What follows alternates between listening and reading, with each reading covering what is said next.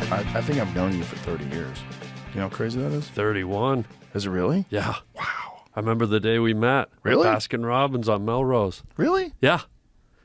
Did we meet at Baskin Robbins? Baskin Robbins. I got one of those memories like the girl from Taxi. Oh, do you really? You got a mint chocolate chip, double scoop, and I had peanut butter and chocolate. I think you're making this up. Well, I think you're making this up. He's making this I up. was like, hold on, let's see how this goes. I was like, Yeah, as soon as he was saying the he's got a chocolate memory like the lady from Taxi, I was like, and I couldn't even remember her name. That lady's got a crazy memory. She does. She can tell you like dates in 1972, what day it was. Dude, I bumped into her at a sushi joint once, and she reenacted the day I lost my virginity. It's unbelievable. Wow. She remembered it. How does she know? Because You it think was she's her. an alien? No, it was her. Oh, really? Yeah. She was She hot. popped my cherry. She was hot back in the day. She drove my taxi. Ooh. Yeah. She acted as your depot. Wait, what's her name? Mary Lou Retina? No. What is it? It's close. Mary Lou Not- Iris? No. Cornea. Cornea. Mary Lou Cornea. Where was her name? Retton? No, that's the gymnast. She's the gymnast. That's Oh. the gymnast. What was her name? Is it Marley Matlin? That's the deaf chick. Yeah. That's the one that everybody had to pretend was really good at acting. But she did win an Oscar, didn't she? Mary Lou Henner. Oh, that's she did the tampon commercials. Did she? Yeah. And who better to do them than a Tumblr? They get guys to do them now. Yeah. It's a new world. Yeah. Yeah, there she is. Back in the day when she was on Taxi, she was hot. But you can't ever lie to her. Yeah, she knows everything. Like You didn't. You like. I didn't say that. Like, not only did you say that, you were wearing this. Yeah. Yeah. Yeah, she just knows it all. Yeah. Unbelievable. That's probably a real issue in relationships. Like, Yeah. You can never argue with her about who is right. She remembers it. Yeah. You can't- 100%. You got a foggy ass bullshit normal human. Like, how good's your memory? My memory's not that good. Maybe she's an elephant. I don't think their memory's that good. They say they are. Yeah, but like shit that you would remember too.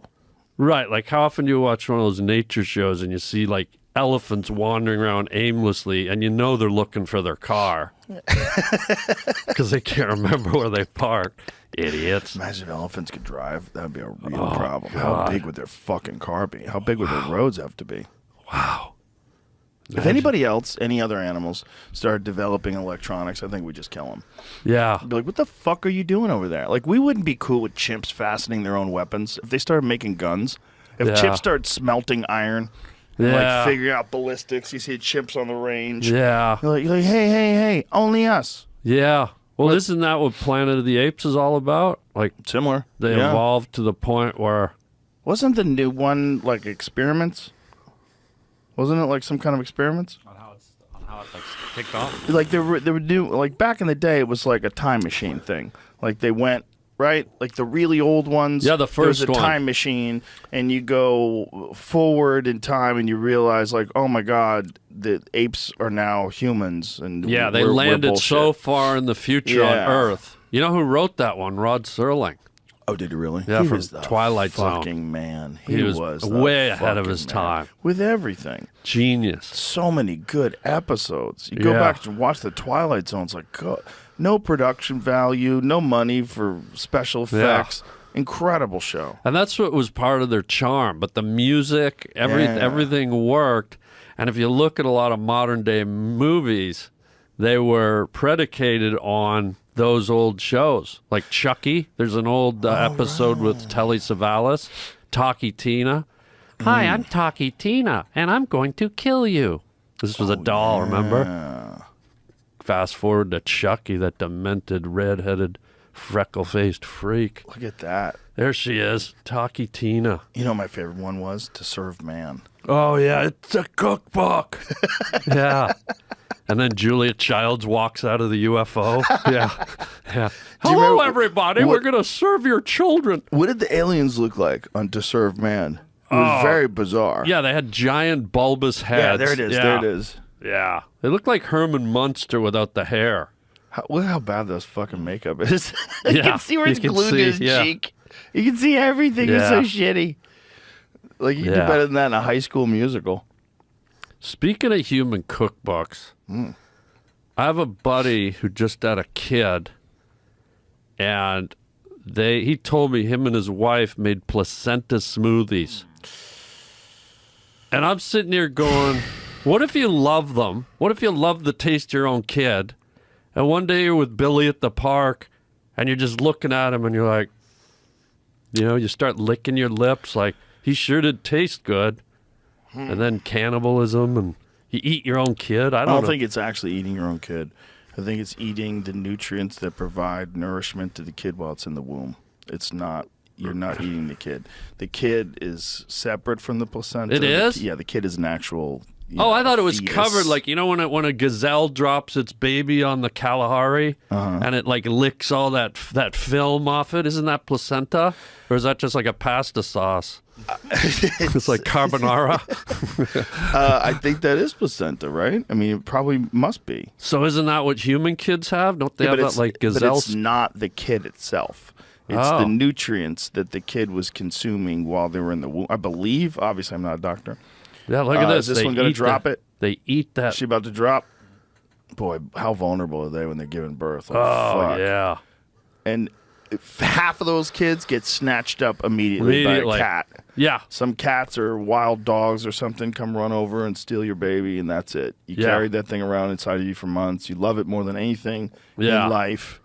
They'll protect it. Like, obviously they have like this insane connection with that baby, and then it gets snatched away by a cat. It literally doesn't get its first bleat out.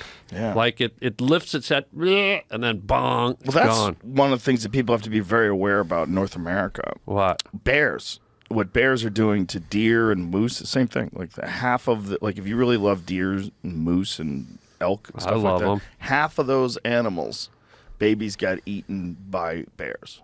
Yeah. They eat like half of the babies that come out. Half. Yeah, like it's a good thing in a good ecosystem To cull the herd. Yeah, well, it's not even just to cull the herd. It's just that's what they're there for. Like it's a system. We look at it like it's this beautiful thing because it is beautiful. You see these animals and the wild and nature, but what it is, it's a system. It's like a mathematical system. You have numbers, and the amount of predators is based on the amount of prey and the amount of babies they have and the amount of babies that survive. And animals that have less babies don't survive as well. Animals that are bigger fight off the wolves better. It's like there's a whole system. The whole system, and it trickles down right to the vegetation and the ecosystem. You know this, like if they remove the wolves, then the elk and caribou herds expand, and they start eating all the growth on the riverbanks, causing erosion. The rivers flatten out. It just... So you have to have those predators. So I'm glad they're eating half, and I'm going to, if they're listening, eat 3/4. If they weren't eating half, we would be overrun by deer and elk and deer. You'd have a situation where you have like in New Zealand where they have to fly over the hills and just gun them down. Moose in New Zealand? In New Zealand's a wild place. Yeah. Literally, but there's gnomes. It's beautiful, so beautiful. Elves. But they got there in, I get the 1700s or something like that, maybe the 1800s, and these European settlers, these European explorers, like, this place is so beautiful, but it doesn't have any things for us to kill. Why don't we bring in a bunch of wild animals from Europe that we like to kill? And so they turned it into like a wild game safari park for hunting. Jeez. Yeah, so there's all these animals like stags and all these different kinds of deer, all these animals that are not supposed to be in New Zealand. Yeah. And they're everywhere. They're so overwhelming. Like if you buy elk, like if you go to a restaurant and you buy elk tenderloin, most likely that elk is coming from New Zealand. No. Yeah. There's elk in New Zealand? A lot of elk in New Zealand. And they probably are allowed to consider stag elk too. I don't think that's a good question. I don't know. They're so similar. They're such a similar animal. Yeah. They probably taste exactly the same. Elk have a cool sound, but stags have a really cool... Stags sound like a lion. You ever heard a stag roar? Yeah. It's really fucking cool. And that when they mate, the male elks do that whistle. That sounds like they're playing a piccolo. Listen to this.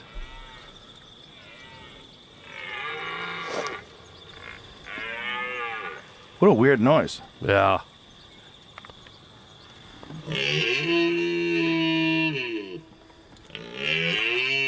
Look at his penis going up and down. Oh, yeah, they jizz all over themselves.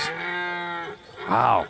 Well, I've seen elk do it where they just piss all over themselves while they're screaming. They're screaming. Elks are even cooler. Give me an elk bugle. Elk bugle, I think, is the coolest sound in the world.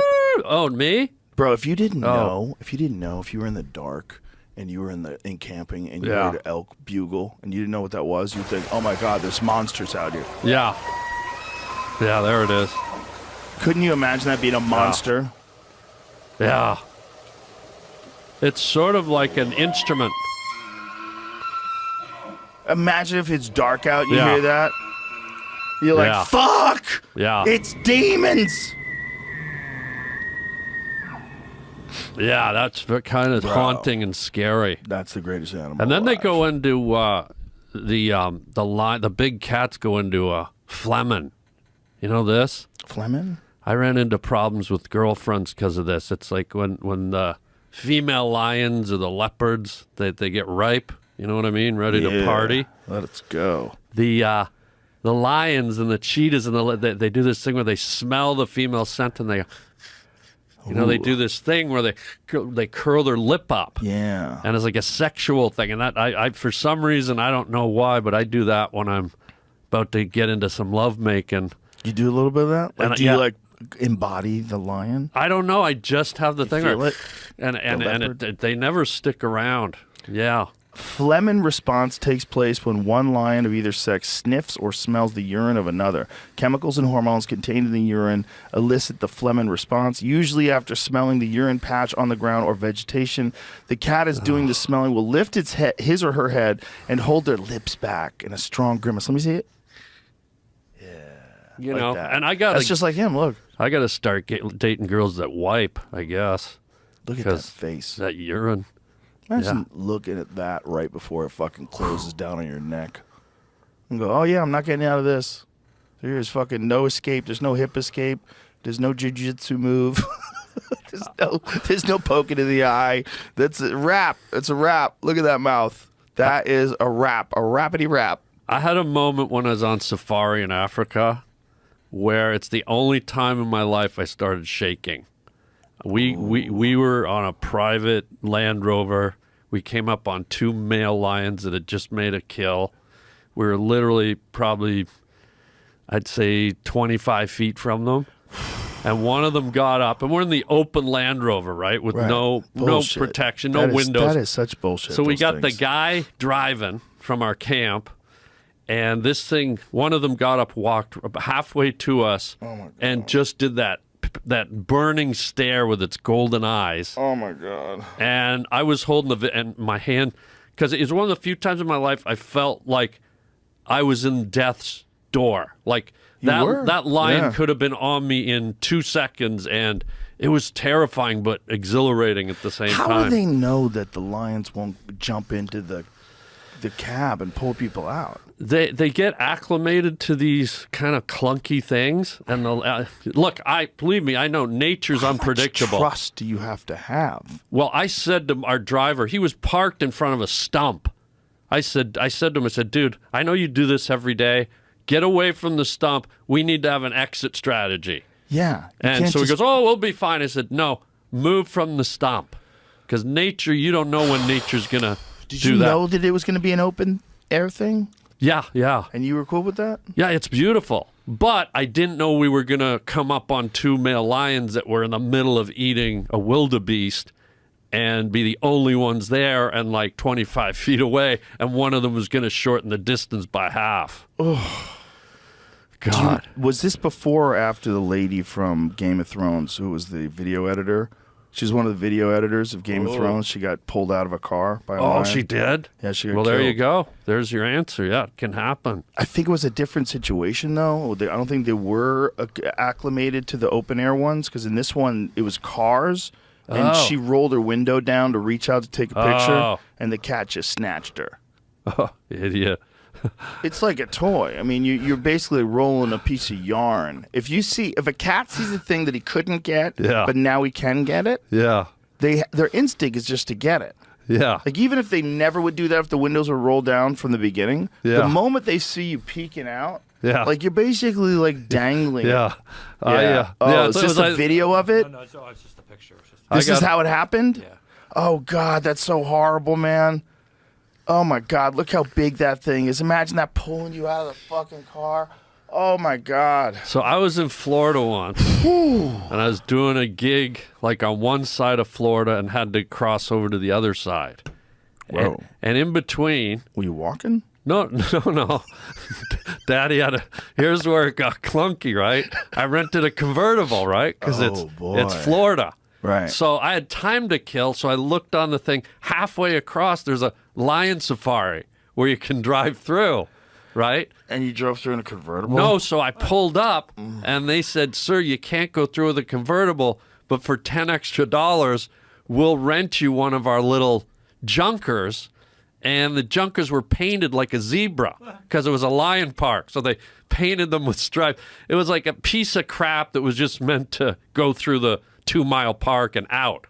So it's like 1,000,000 degrees. It's Florida. It's Tuesday at 1 in the afternoon. No one's there because I'm cutting across the country. This is like a weekend place.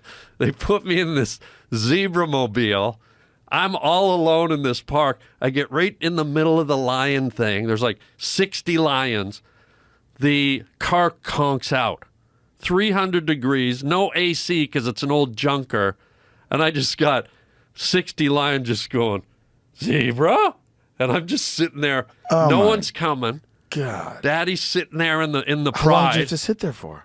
I sat there for about 15, 20 minutes till they came, and I got to crack the window because it's like a dog in a Walmart parking lot. And I'm sitting there going, I'm a zebra. I'm a zebra. You could die of heat exposure in there. Or by getting mauled by a pride of lions. Well, Does that mean yeah. they're gay if it's a pride of lions, by the way? No, pride isn't always gay. Okay, they look gay to me. Pride didn't used to be gay. It used to be like you were Well, proud of something. One of them had their hair fluffed out. He It's looked actually pretty in the- gay. It's actually in the Bible. Lions, they're Pride. gay? Pride. Pride. It's not good. Wait. What are Is it we the same talking? thing? Is it the same thing? I don't know. It's in the Bible. It's one of the sins. What, pride? Yeah. Oh, yeah, it's one of the... Right. Yeah, there's 6, like... So why would you make a thing that is Yeah, here we like go. I have American pride. I love Yeah. America. I Yeah. do have American pride. I'm a patriot. I think this is an amazing place. Yeah. So I have pride. So does that mean I'm gay or does it mean I'm sinning? Well, if it's just the verb, you You know what I'm saying? It's like what a Yeah. flexible word. If you were Yeah. trying to learn American English, like how we use Yeah. things, like or just English, and you spoke another language that was more logical, you'd be like, "What the fuck? Why don't you have different words? Yeah. Why do you have the same word that means such different things?" Like the word rose. Isn't there like 7 different meanings for the word rose? Well, there's the flower. You rose up.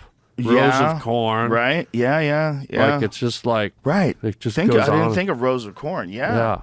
Yeah, rows the boat. Yeah. Oh my God, there's so many. Yeah. That's so stupid. Well, there's 2 there. There's ROSC and ROWS. Same sound. Same thing, Did you run yeah. out of sounds? Yeah, you could have Obviously called... you didn't. you They're could've- making new pronoun sounds every day. Yeah, you could have called rows of corn like clonk of corn. Yeah, something that doesn't make me fucking confused. Especially if I'm learning the language, like I speak Portuguese or something. Like, Yeah. hold on, my friend, this is the same word? Like, what the fuck are you saying? What a goofy... Idiots. Yeah. You need so much context to be able to, like, figure out... I think English is supposed to be one of the most difficult languages to learn. I think Russian's very hard, Chinese is very hard, Mandarin's Yeah. very hard. Manatee? Is that what you said? Mandarin, like Chinese. Oh, God. Imagine, like, you can speak it, but you can't read it or write it. Because that happens with a lot of Asian languages. Like, to learn Japanese. It's like speaking Japanese is hard, but now you Yeah. have to learn how to read it and write it. Like, that's extra hard. I got a story for you about that a little later. Did you learn Japanese? I Vietnamese. I Did sort of had to. Were you in Nam? Possibly. I did 2 tours in Nam. And I got to say, Sunquest bus lines, they, The best tours. oh, God. Air-conditioned buses. That's another VHS. thing. 2 tours. Yeah. Right. Right? Tours. Yeah. Very different meaning if you're talking about going Yeah. to Vietnam in 1967. Huge difference. Big difference. Yeah. And I found out. Do you mind if I just dip into. I brought a little something. I have to do it about every 20 minutes. I do apologize. What is it? I have an eating thing I have to do. Really? Well, if you don't mind. No, not at all. No. Thank you. Oh, God. What is your eating thing? I'm a little embarrassed. But I have a tapeworm. For real? Yeah. It's about almost 4 feet. Have you ever had one? You really do? Yeah. I never know with you, you know? I don't know if I should feel bad or start mocking you. Well, you can do whatever. I didn't even know, want to bring it I up. feel bad if it's true. You have a real tapeworm? I do. How'd you get it, you think? I was in the Galapagos Islands recently, and they have a rodent over there called the Bermuda eel rat, and it's not a documented species. It's the local jargon. Mm-hmm. Everything evolves as you know, through Darwin. Everything evolved over in the Galapagos. The tortoises, everything. It's a unique place where evolution took place. And I guess this rat became a bit elongated, its spine, and so they call it came originally off a Bermuda, transport ship or something. Right. And so they eat it over there. And I ate the damn thing, and I got a parasite that led to a tapeworm, and she's about a 4-footer. What do they do to get it out? Well, they have pills, but I don't even know if I should talk about this, but it's a little odd. I sort of got attached to the little fella. Oh, you like having it now? Well, you know, we hear all this talk about, you know, women and men can have babies. They're telling men they can have children. So you got a little baby tapeworm. Well, let's just say I have something living inside me, and I sort of like it. I sort of like, sometimes I can feel it moving around. Sometimes I'll put a piece of cheese in the bed at night, and it'll come out, and I feel like I have a tail. And so what I have to do is I have to eat Celery. Well, what it does, it reacts to the vibration of sound, and celery's kind of got the best kind of crunch, and it kind of settles the guy down. Okay. I just need to take a couple of bites. Okay. Go ahead, sure.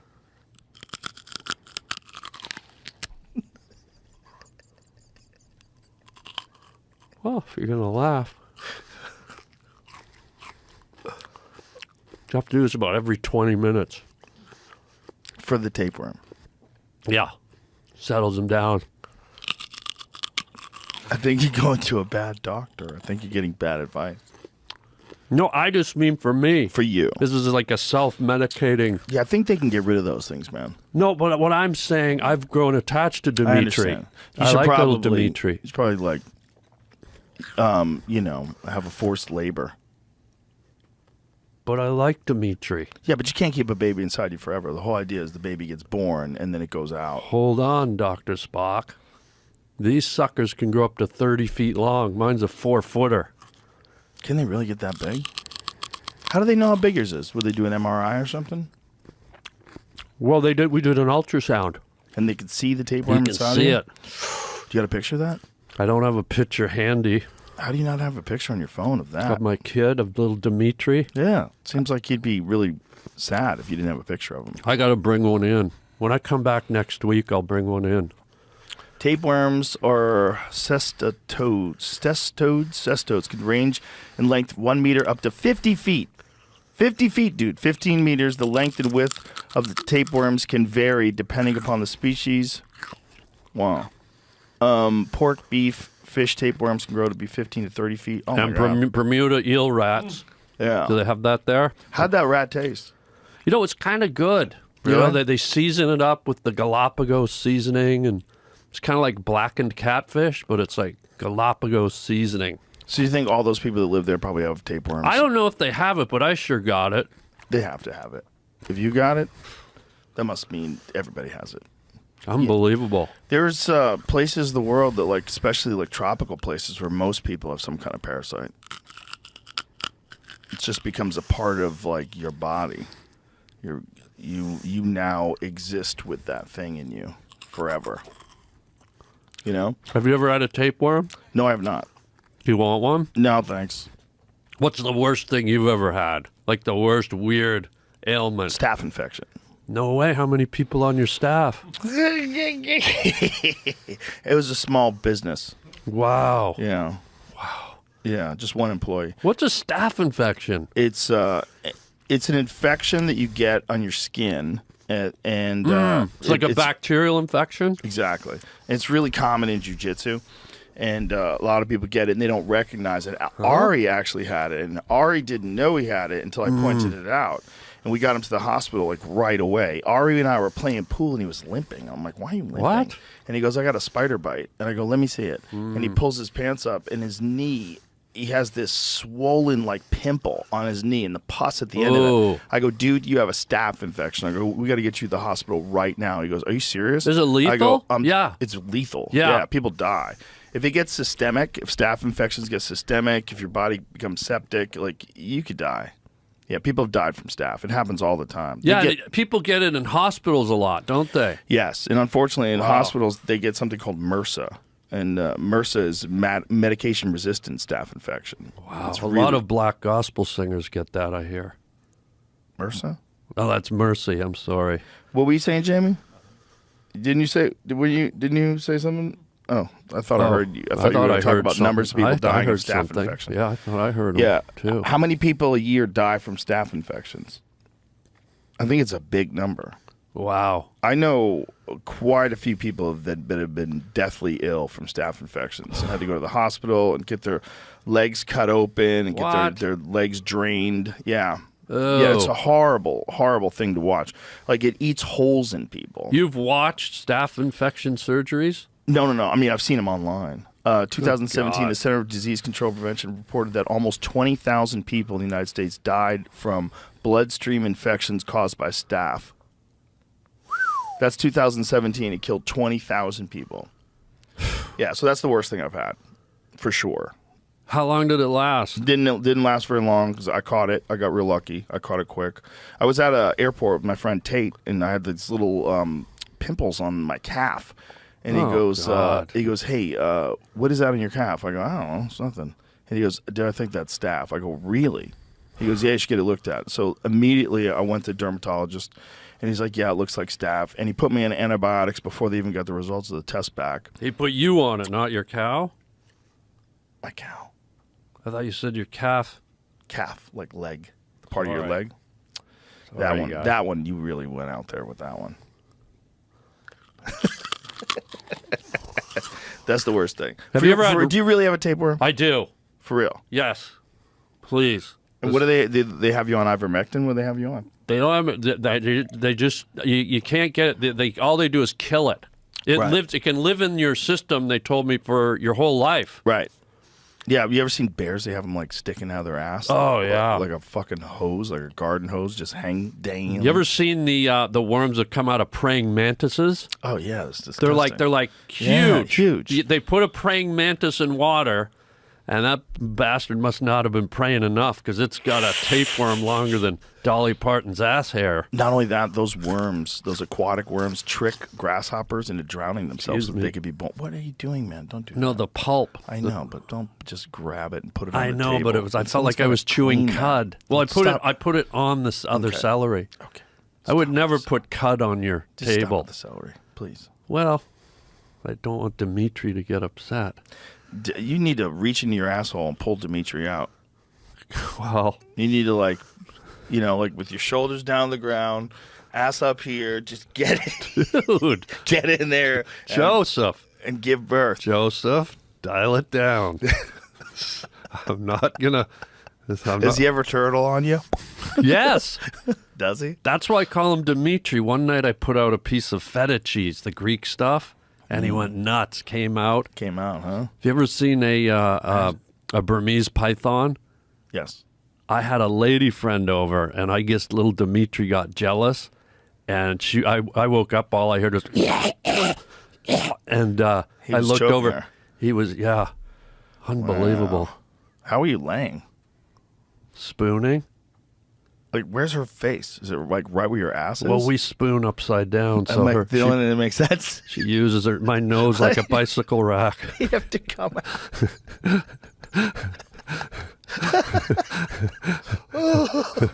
Yeah. It's not pretty, but he's my boy. How long is it going to take to kill him? I don't want to kill him. This is why I'm... No, but for real. How long is it going to take to kill it? Well, once you take those pills, you can kill it like within about 3 days. And you're not taking the pills? No. I'm telling you, guy, I feel like I have a boy inside me. Wow, wait a minute. Like a child. Okay. Well, good luck with that. Thank you. Have you seen, I want to see a photo of those bears. The bears that have it, it's so disgusting. It looks like enormous spaghetti. Oh, with just the falling out of their ass. Oh, have you ever been attacked by a bear? No. Holy I'm God. here, right? From Well, here. you look at that. there are survivors, and Look I at all can. that tapeworm coming out of his asshole. How crazy is that? Whoa, looks like he just got married. You should put tin cans on the end of those. Look at me, that's fucking. He's just hoping someone steps on it so he can pull it out of his ass. Yeah, looks like he was parachuting, and he landed, and he's dragging the parachute. I mean, how insane is that? Wow. So, I mean, their whole body's just a disgusting mess. Yeah. Like when you eat bears. You eat bear? Yeah, I've eaten bear. Grizz, black bear, Black polar. bear. Black bear. Black bear, not Yeah. grizz. No, I've never had one of those. Why'd you eat black bear? We hunted them. Yeah. Yeah, they have to. But I heard it's They've- kind of a in- musky, kind of weird taste. No, it really depends on what they've been eating. But Yeah. unfortunately, most of those bears are probably eating calves, moose calves, and fawns, deer fawns. They tasted good. Black bears are kind of like goats, though. They'll eat just about anything. They ate a lot. Do you know that in the early days, the pioneers used to eat bear and they would use deer for skin? Say They again? would just use deer skins. They just used the hide from deer. They were eating bear. Oh, They I ate see. bear more than they ate anything else. Is that right? Yeah, isn't that crazy? Well, maybe there was a reason for that because the bear was a threat to them. So maybe it's like, let's kill the thing that could kill our cattle or kill our children, and let's eat that versus the docile. This is just a theory I just came No, up it's a with. good theory. That makes sense. You know. You would definitely want to kill the thing that's killing your food. And if you could eat it too, all the better. And apparently they thought it tasted the most like beef, whereas like venison was Really? different. Yeah, venison has its own taste. Yeah. So they ate a lot of bear. Black bears are dangerous, but grizzlies are the one you got to be careful about. They're all dangerous, man. They're all bears. I don't know if can I share something with you? Please do. I'm a blueberry nut. Like I'm like blueberries. When blueberry season hits in early spring, I'm nuts about it. How's Dimitri feel about that? Well, you like celery. Don't give him berries. How dare you make fun of my boy, Joe? Anyway, blueberries? So this was about 7 years ago. I'm up on a hill in Banff, out in Canada, in the Right. Rocky Mountains. Grizz, you know Grizz, and I'll use a line from Chitty Chitty Bang Bang. Remember Caractacus Potts? He was the father to Dick Van Dyke, and he used this line where he's singing. He goes, he's doing a song in Chitty Chitty Bang Bang, and he does a line where he goes, "And the bear came a lolloping over the mountain," and I'm sitting there picking blueberries, and this behemoth comes flying over the hill. So that was a grizzly bear. It was a grizz, and when they attack, they roll you. They roll and claw. And I've never done this, but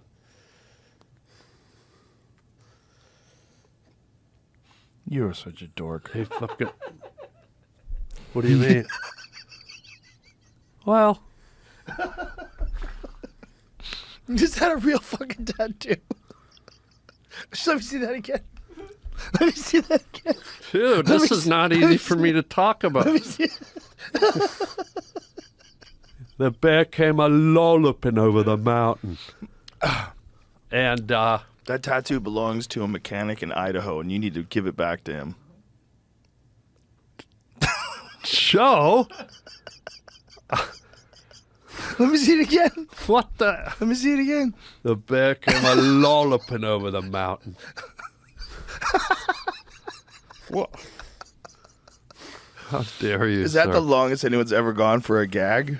That's the furthest anyone's ever gone.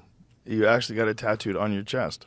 Well, hang on, guy. I'm trying to tell you, I got attacked by a grizz. You know what?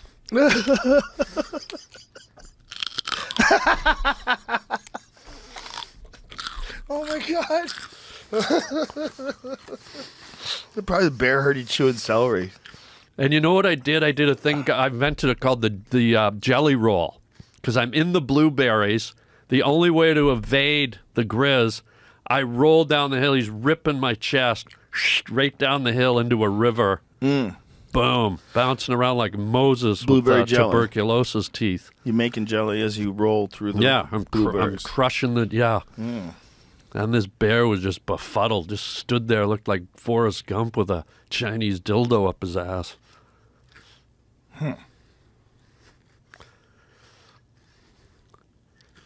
Now, a mountain lion, on the other hand, can I share something with you? Does it involve another tattoo? Well, no, the mountain lion, What the fuck is that? he Did you glue those on? he What the fuck is wrong with them? the mountain lion scrapes. He digs in with his claws. What? Christ. What is wrong with you? Can a guy have adventure stories in nature?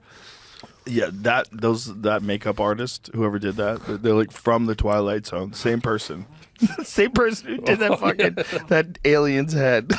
Here's the scar. It fell off. Hey, you're healing by the power of Jesus. Oh, God. Celery. You're healing. Yeah. Celery's helping. But here's where I talked to you earlier about learning Mandarin. Here's the difference between the evolution of nature, mammals, critters, Right. and human beings. Cut to about 8 years ago. I'm on the Mackenzie River, and there's white water like you wouldn't believe. Little Vietnamese boy, kid named Kimmy Long Wow, freckles on his face, unbelievable. Tips, okay? Bears, wildcats, they just scratch. The ingenuity, the intelligence of a human. I jump in, grab little Kimmy Long Wow. He starts scratching me. Can I show you something?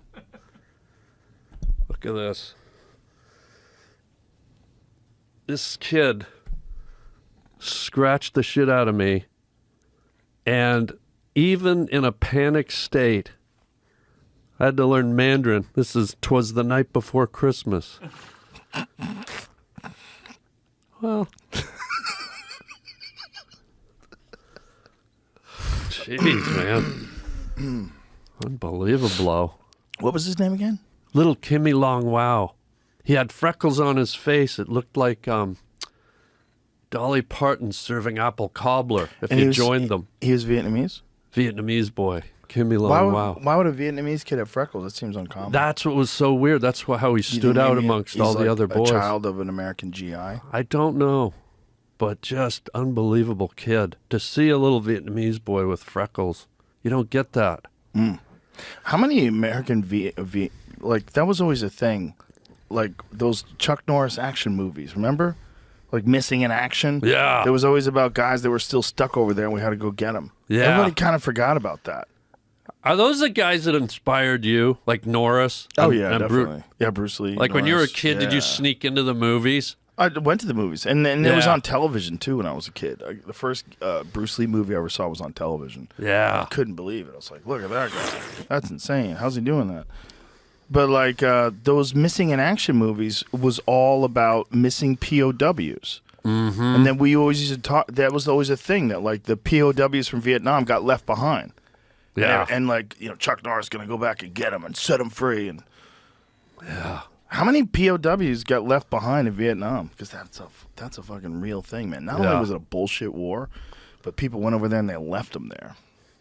John McCain, remember him? The Yeah, politician? he was a prisoner for years. His shoulders were all fucked up. He couldn't put his arms down. Yeah. Like I remember I went on a roller coaster with him once, and at the end of it, I was like, "Guy, it's done," and he was still. That's how crazy Trump is. Trump made fun of him getting caught. Yeah. No, Trump said, "Well, I like guys that didn't get caught." Yeah, remember? What the fuck are you saying? Yeah. Like you were gonna run away? You would run away? Would you be? Yeah. If you're his enemy, he doesn't give a fuck. He'll say No. anything. You're skewered.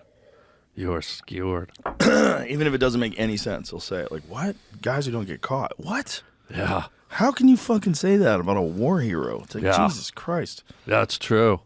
It's wild. Crazy, but he's my enemy. Fuck him. Yeah. No holds barred.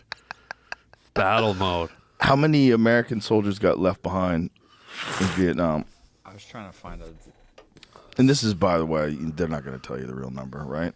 They're not. No, they didn't tell you why we're going into the war in the first place. I'm sure that even the death count is probably disputed.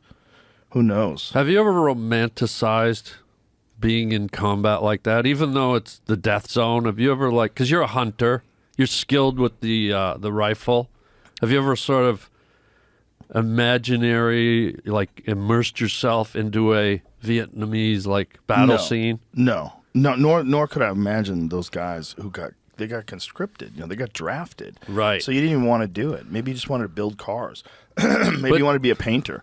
And all of a sudden you're over there with a rifle and you're in the dark, in the jungle. But does the hunter side of you go in there and imagine like you could excel in that environment? No, the hunter is a totally different experience. The hunting side of me is like dipping my toe into the natural world, like getting my food the hard way. Yeah. That's the hunter in me is going out and finding food and interacting with nature.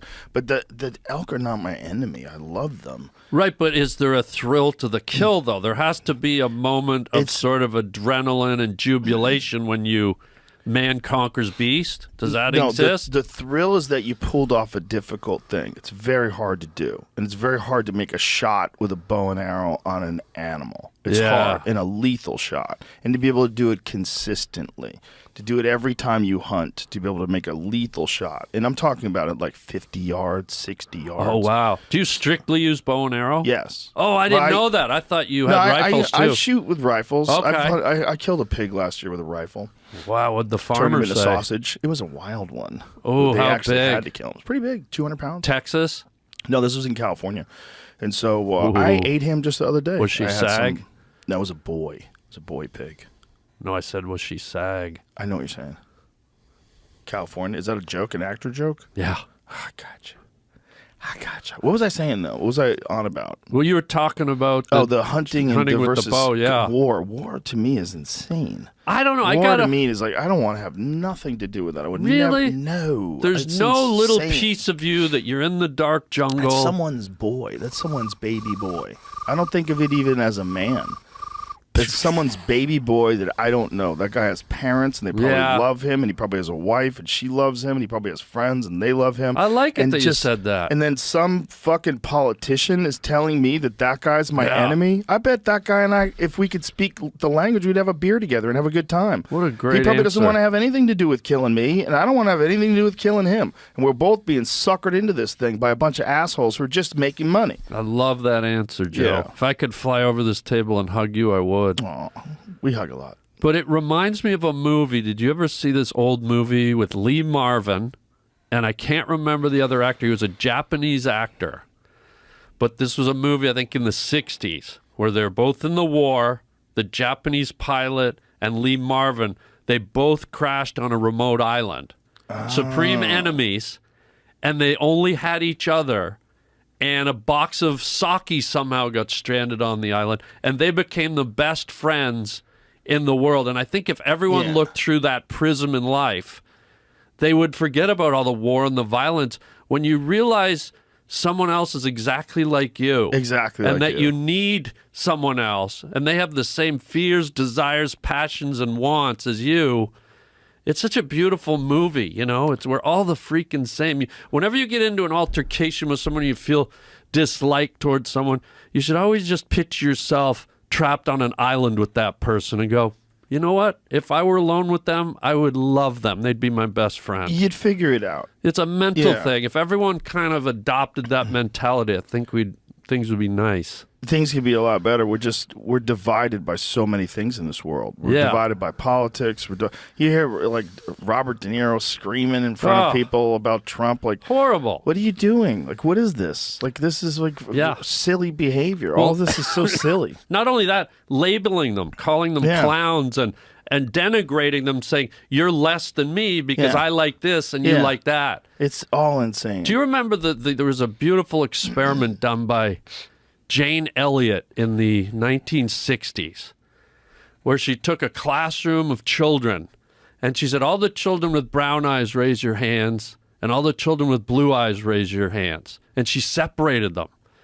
And she if you can find it on YouTube, she told all the blue-eyed children that they were beautiful, they were smarter, they were more superior than the brown-eyed children.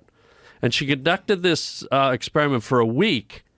And over the course of the days, the blue-eyed children started denigrating and looking down on the brown-eyed children and acting superior. And then halfway through the experiment, Jane Elliott goes, oh, I made a mistake.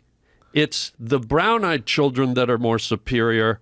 And so the whole thing shifted, and all the children in that class got to feel what it was like to be put down, to have racism towards them. It was a fascinating experiment. It's on YouTube if you ever want to watch it. It's mesmerizing. It's an interesting experiment, but like, what the fuck, lady? You're playing tricks on kids? Well, I think she was trying to I get you're demonstrating, but you're also tricking these kids into thinking that way. Well, I think she was setting the table for them in life, saying, hey, maybe don't think you're better than anyone. We're all the same. And don't let people tell you you're better than everyone. And it was also a social experiment that was documented, too. So there was a... Would you let your kid do that? Do that kind of experiment? Yeah, if they didn't know? Yeah. Would you let them sign up for that? Yeah. And talk shit to the blue-eyed kids? You know what? I'd let my kid live through that. I would hope I would have told my kid a long time ago that would be nonsense and that they wouldn't believe that. Right. I would teach my kid that. But it's one thing to tell a kid something, and then to let something play out in the real world it's a different thing. Humans have a tendency to get caught up in the fever of things, you know? Like COVID. Yeah. Like that was a good politics. Politics. Like all of this stuff. Yeah, anytime there's any sort of international conflict, Palestine and Israel, Ukraine and Russia. You have a sect of people that sort of know what's what, and then you have a large sect of people that just get caught up in the furor of it. Mm-hmm. And it's scary to see how quickly people are absorbed by it and caught up in it. It's frightening. Well, you ever been to a protest? No. Protests feel like a mob. It feels dangerous. When there's a bunch of people walk around, even if it's peaceful, and they're cheering, especially if they're cheering about something that happened that was violent, and they're angry, and they're demanding something, and they're all marching. It's like I think that ignites in human beings the same feelings of war.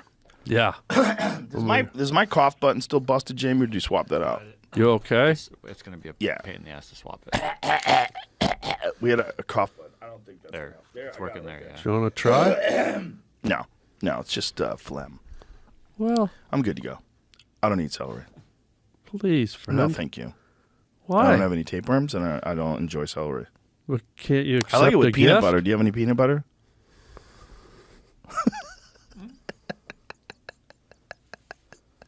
This motherfucker might have peanut butter. How about a cauliflower? No, that's not the same thing. Well, it's got the same letters in it. No. It doesn't have all of them. It's missing the B. I thought you liked cauliflower. No. Well, now what am I going to do? Just put it down. Well. What were we just talking about before that? Vietnam. Are you okay, guy? Yeah, I just got this phlegm thing. Oh, Nothing. good. Maybe you've Nothing got phlegming. Maybe. Whoa. Ooh, I like that. Oh, Imagine what they can smell. you ever do that noise when you're making love? No. My Why wife would not? go, what the fuck are you doing? Dude, it's primal. She'd Women make love fun of me. it. She'd get up and leave. No, here's an experiment from me to you. Okay. I want you to try that. Animal noises. Next time you're making love, not to get into your I respect your personal space, but doggy style, right by her ear. Carl just started barking. Listen to Carl. Listen to Carl.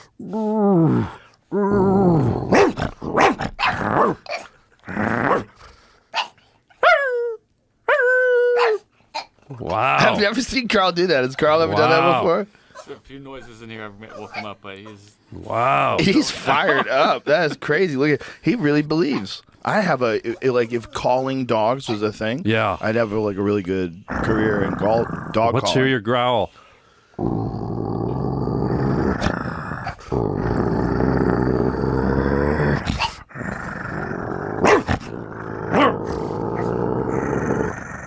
Yeah, pretty good. Dude, Carl believes it. you gotta try that Listen, with poor your wife. Carl. Oh, sorry, Carl. Poor Carl. Oh God, he thinks he's walked into a wolf pack. Yeah, he's like, someone's gonna eat me. This is bullshit. These guys have been pretending to be my friends.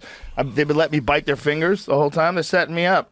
Dude, I'm telling you, try Sorry, that. Carl. Try that with the wife. Okay. You gotta Sorry, try it. Carl. Poor Carl. Poor little Carl. Poor Carl. He's like, what the fuck? That's a good noise. Thank you. Where'd you acquire that skill? Because I learned it when I had a puppy. I would I like to communicate to animals in their own language if you can. Right. You have dogs, right? Yeah. Do you, But I just talk to him. you don't do He that? hardly ever barks. He very, very, very rarely barks. He'll bark if he has to go outside, like if he has diarrhea, he'll bark. Like, "Rawr," he'll get by the door and go, "Rawr, fuck, Chad, help me out." Whoa. Or he'll bark if he sees something. You know what he used to bark? Carl's done, huh? Wow. He's fired Carl terrified. up. He's tight. No, he wants to bite us, man. He's a little gangster.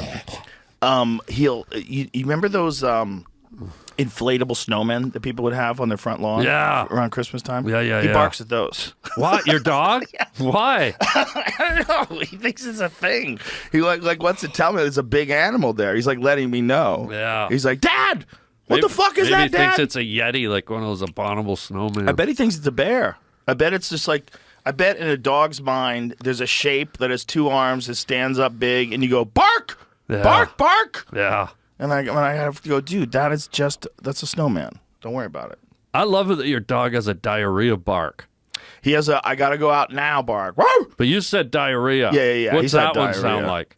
Same thing. Woo! Woo! It's basically, Wow. hey! I got to run. Hey! Let's go to Taco Bell. I got a funny video that I'll send to Jamie, and then we can watch it because it was him last night. Okay. Because last night he hadn't gone out in like 4 hours, and there was thunderstorms outside. And when there's thunderstorms outside, he fucking freaks out. He freaks out. Like I can't watch TV with him when there's thunderstorms. He just like when we watch TV together. Yeah. we sit on the couch and we cuddle. And so Aw. I sit like this, and he like puts his head like on my lap. What kind or- of dog is this? Golden Retriever. Oh, The yeah. sweetest dog of Perfect. all time. Yeah, perfect. But sometimes I don't even hear it, because I'm watching the movie. But all of a sudden, he'll just Yeah. he starts like spinning around in a circle. I'm like, dude, chill out. Yeah. And then he just jumps off the couch, jumps back on the couch, kisses me off the couch, back on the couch, like, Yeah. So last night, Jamie, I just sent this to you. Last night, he had to pee. I'm like, I know you have to pee. Yeah. It's like midnight. Come on, bro. Like, look at this. He kept Oh, you jumping at filmed me. him. He kept jumping at me. This is all just because of the lightning. Oh, wow. Folks. Marshall's the best, but he's a giant pussy when it comes to lightning. Dude, please go pee. You haven't peed in 4 hours. Come on. I love you too. Come on, go potty. He just keeps jumping at me. He's just, all he does is just jump at me. Pee.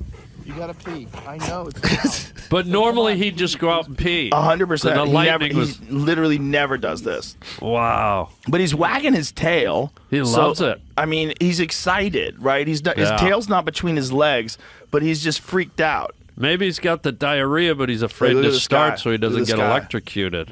Yeah. Wow. Marshall, I know, but you gotta pee, dude. Come on. Go potty. Marshall, please go potty. Oh my God. He wouldn't pee.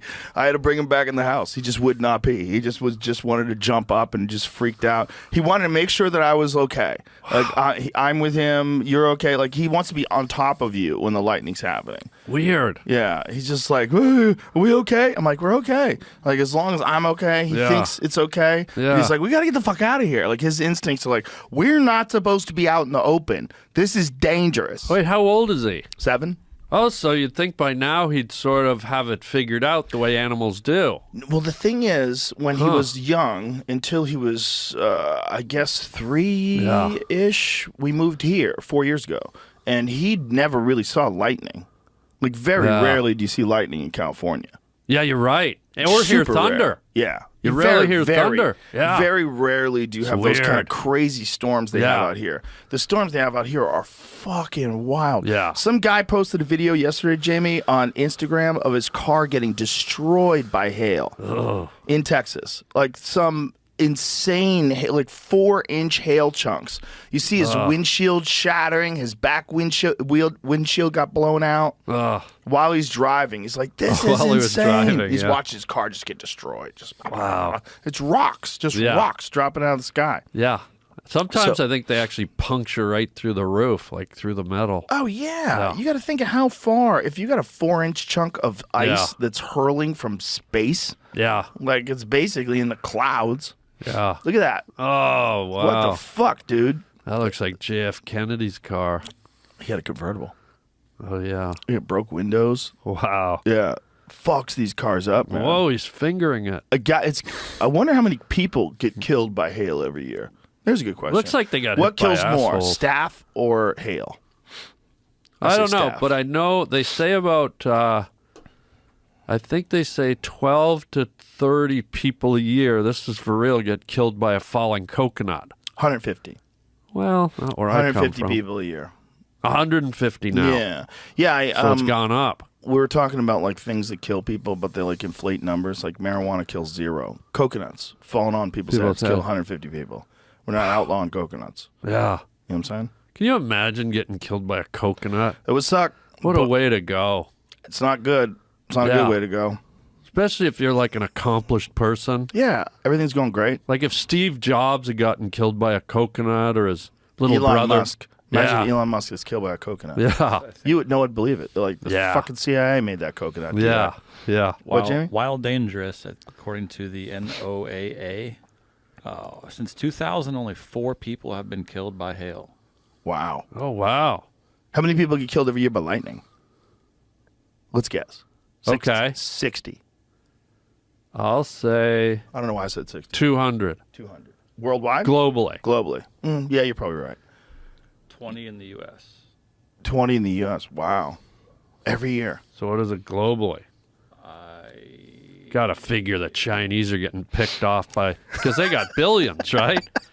You got, The odds are. This And they have is- skyscrapers. They live in yeah. I skyscrapers. wonder if Kimmy Long Wild's 24,000? going to get it. 24,000. Wow. 24,000 a year Yeah. killed by lightning? Wow, we Whoa. were both way off. Wow. Whoa. It was a lot less than I thought would be in America. Yeah. 60 is what I thought in America. Have you ever been hit by lightning? No, but my friend Remy has. Remy, did he live? Yeah, he lived. He was here on the podcast a couple days ago. Oh, shit. He got hit by lightning, I think, when he was in high school. I think it Wow. made him deaf for a little bit. Like, really fucked him up. Wow. Yeah, he didn't realize what happened. He just woke up on the ground, and they had to piece it together that he got hit by lightning. The electronic charge going through the air. Not just that. Unbelievable. Have you seen what's going on right now in where is it where there's these is it Uruguay? Where is it where there's insane lightning storms that are coming out of that volcano?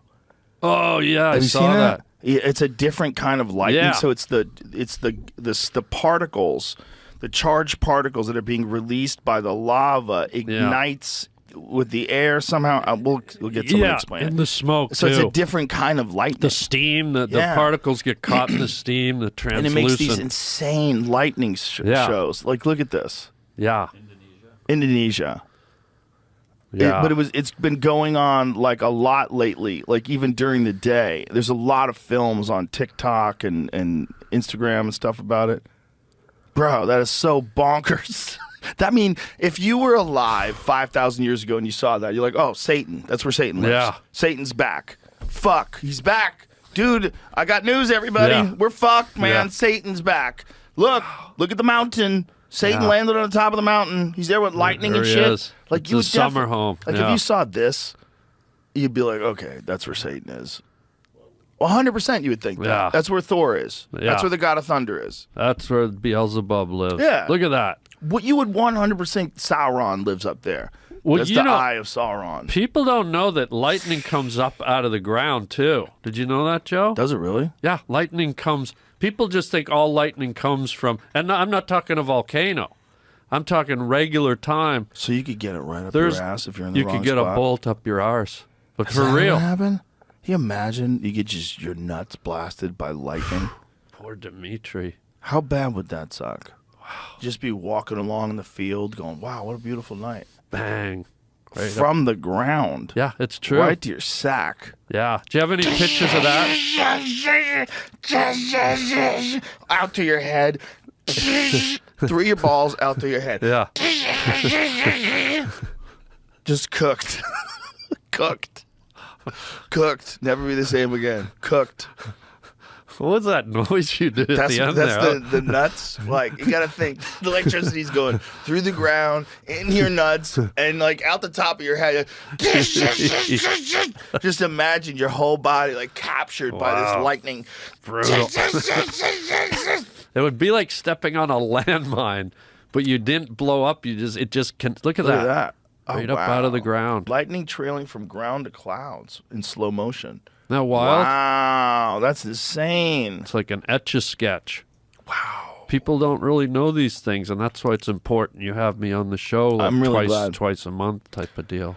I'm really glad you're here for this. Yeah. Look how cool that looks in slow motion. That's what's really happening. Fuck, that's Look amazing. at that, right out of the ground. That's as big as any lightning strike you'll see coming out of the sky. God damn, that's amazing. Yeah.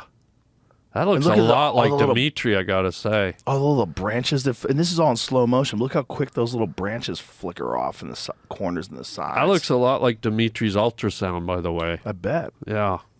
Just so we're clear. Lightning is fucking cool. Yeah. That's one of the interesting things about living here is we have these lightning storms. You get to watch lightning. You Yeah. get to see like Florida. Yeah. I think it's one of the most lightning active places on the planet. Oh yeah. Yeah. Florida. Well, Florida's like, It's like a this is light show. hurricane season there. Yeah. Like if you're planning a trip to Florida now, like hey, you Yeah. gotta check that weather. Yeah. But Yeah, it can be stunningly beautiful, though. I've been in scenarios where I've been in Florida at night and you got celery juice on me and you look out like 2-3 miles out and there will be active storms going on in the cumulus, right? Mm-hmm. The degenerative molecular charged transfixiation particles are lighting up the clouds, and it's like you're at a Judas Priest concert covered in mayonnaise. You got another thing coming. Yeah, just like, and it's like all over. Do you believe in the Matrix? I don't disbelieve in it. Because if you ever want to have it, I've got this chemically reversed inverse magnetron camera. And one of the things we associate with the Matrix is what? Those The little numbers. coming down in green. So if you can take a picture, think of it. Where does that exist in reality? But if you can go out on a stormy night like that, rain coming down, with your magnetized nitronic reverse camera and take a picture while lightning's flashing, You'd think see of the it. Matrix. What are raindrops? Water. Right. But not when you take them with an infrared matronic camera. What are they then? You'll see Numbers in the You can see raindrops. it. Yeah. Interesting. if you believe in that stuff. Well, a person's got to believe in something. Do you believe in it? What? The Matrix. I don't disbelieve in it. You know, I can tell you that you've experienced it in real time. How can you do that? A little term, Joe Rogan, called deja vu. Have you ever experienced deja vu? Yes. So think of it. How can you be in a place that you've never been before? You're standing somewhere foreign, somewhere new, and all of a sudden your brain computes that you've been in this exact moment, and it's undeniable, right? How is that happening? Well, it's not really undeniable. Well, it is undeniable because you're in it, right? But it's probably a glitch in how you interface with reality. Therefore, a glitch in the matrix. Well, it's probably how your brain's firing. Your brain has brain is essentially just like a computer in a way. Like there's a lot of calculations that are going on simultaneously. A lot of sensors are being considered. Different senses are affecting the way you view the world. And I think it's very possible that you can have a situation where things just get a little wonky for a second and you think, have I done this before? Have I done it before? But how? Or you have done it before. And every Bingo. time you do this, you try to do it better. And you live the same life over and over and over again until you get it right. A lot of people believe that. That's a good theory. It plays into what I'm going for here. You know? I had a moment in time where I had deja vu. I'm not going to say where and when because I don't want anyone to interfere with it. But I've never told anyone this before. I had a place in time where I was walking. I was going under a bridge. A pigeon flew out, okay? Right. A child was laughing in the background. You know, like a child, like hee, you know, like a giggle, a playground giggle. And a red car went by, and I was like, I've been here before, a place I'd never been. So I documented the experience, the time, the place, and I've gone back to that same place for 9 years to the exact same place at the same time. Check this out. Red car goes by. Bird flies out, pigeon, kid laughing in the background. But this year, something different happened that I'd never seen. A feather fell off of the bird when it flew out. So check this out. You saved the feather? Don't get ahead of me. Well, the Matrix must be real. Well, hold on. I got this examined. I have a lot of friends in the science community.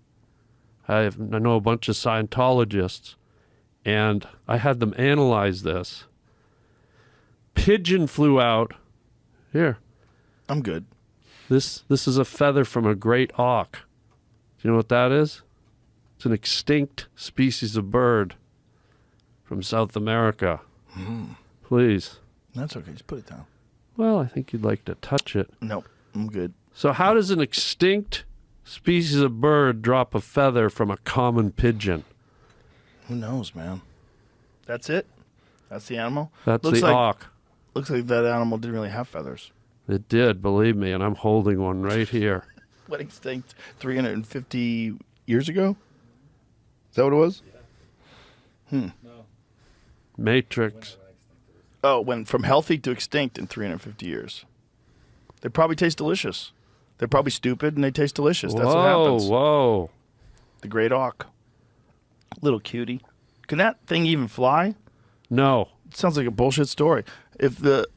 How's that feather get there? Well, if it this can't is what fly? I'm saying. This thing lives near the ocean. The Matrix. You just guy. found a feather that maybe someone dropped. It floated off of the pigeon that for 9 years. Maybe not. Maybe it just was near where the pigeon was and it was flying through the air because someone had an auk, like taxidermy in their apartment building, and that feather just kept drifting in the wind. And just coincidentally, as the pigeon was passing, that feather was making its way. And like, oh my God, look what fell off the pigeon. An ancient extinct auk feather. But meanwhile, it was just someone, it was in an apartment building with taxidermy of the auk, and they had the window open, the fan on. Touche. You never know. Could be magic, though. I like what I'm hearing. Do you think this is the Matrix? Like, if this is a simulation, what does it say about your choice of like how you've chosen to exist in the simulation? I don't know that we have a choice. You don't think so? Well, the matrix is numbers. It's mathematical. So do we really have a choice? Did we have a choice that we were conceived? Did we have a choice that our... We don't think we did. Right? But maybe we do. Or maybe it's inevitable. You know, maybe there's just this mathematical cycle of atoms and protons and molecules interacting with each other. Yeah. And this is the way it's always going to go. It's going to go this way, the same way, over and over and over again. And the only thing different is that you get to learn from your past mistakes at least some way in the essence of your being and do a better job of existing this next go around. I don't know that we have to do a better job. Well, I don't think we have a choice. I think evolution just takes us. We're just hanging on to bear's tapeworms at this point, you know? Yeah, but if you live the same life over and over and over again, you're going to go through the same nature interaction over and over again. It's not going to be like a differently evolved world. You're going to live the same thing over and over again. Like, if you thought about it, like you and I, how old are you? Well, I'm 56. How old are you? 61. Are you really? Yeah. For real? Yeah. You look really good. Thank you. You do. You look really good, except the scars. You're a little beat up.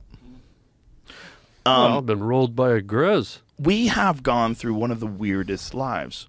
You know, and if the simulation is real, and if the simulation wanted you to go through the most profound changes that human beings have ever experienced in the time of their life, just in how people interface with the world. You and I have done that. Yeah. We existed. We were born in a time where there was no internet, and you got your news from television, and everybody had a sort of a limited understanding of the world. You could bullshit your way through most things because nobody could Google you. Nobody could get a book on you. You couldn't just run to the library and find out if Mike was telling the truth about his war stories. You had to just believe You had to people. microfiche things. Everything was possible. Yeah. The world was a different place.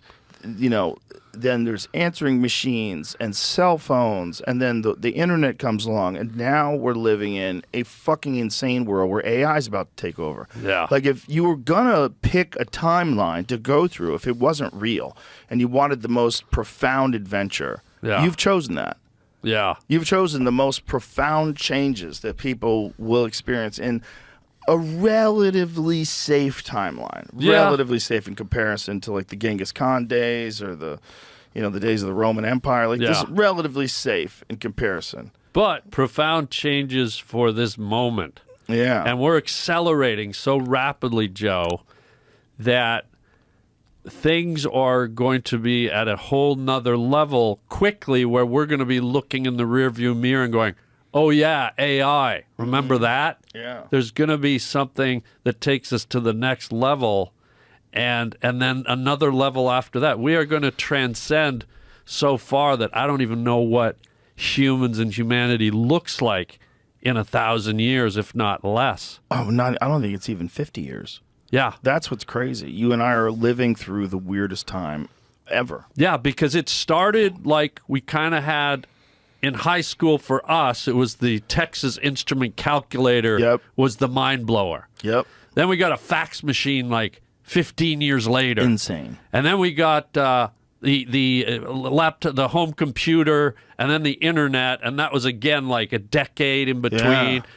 And cut to smartphones, and it's been about 15 years with them now. Yeah. And now AI, and it's just like everything's happening exponentially quicker. I remember I was on NewsRadio with Dave Foley in the 90s. And Yeah, Dave Foley's he's a big, computer, internet, technology He is? nut. He loves that stuff. Yeah. And at the time, he was the first person I ever met who had a laptop.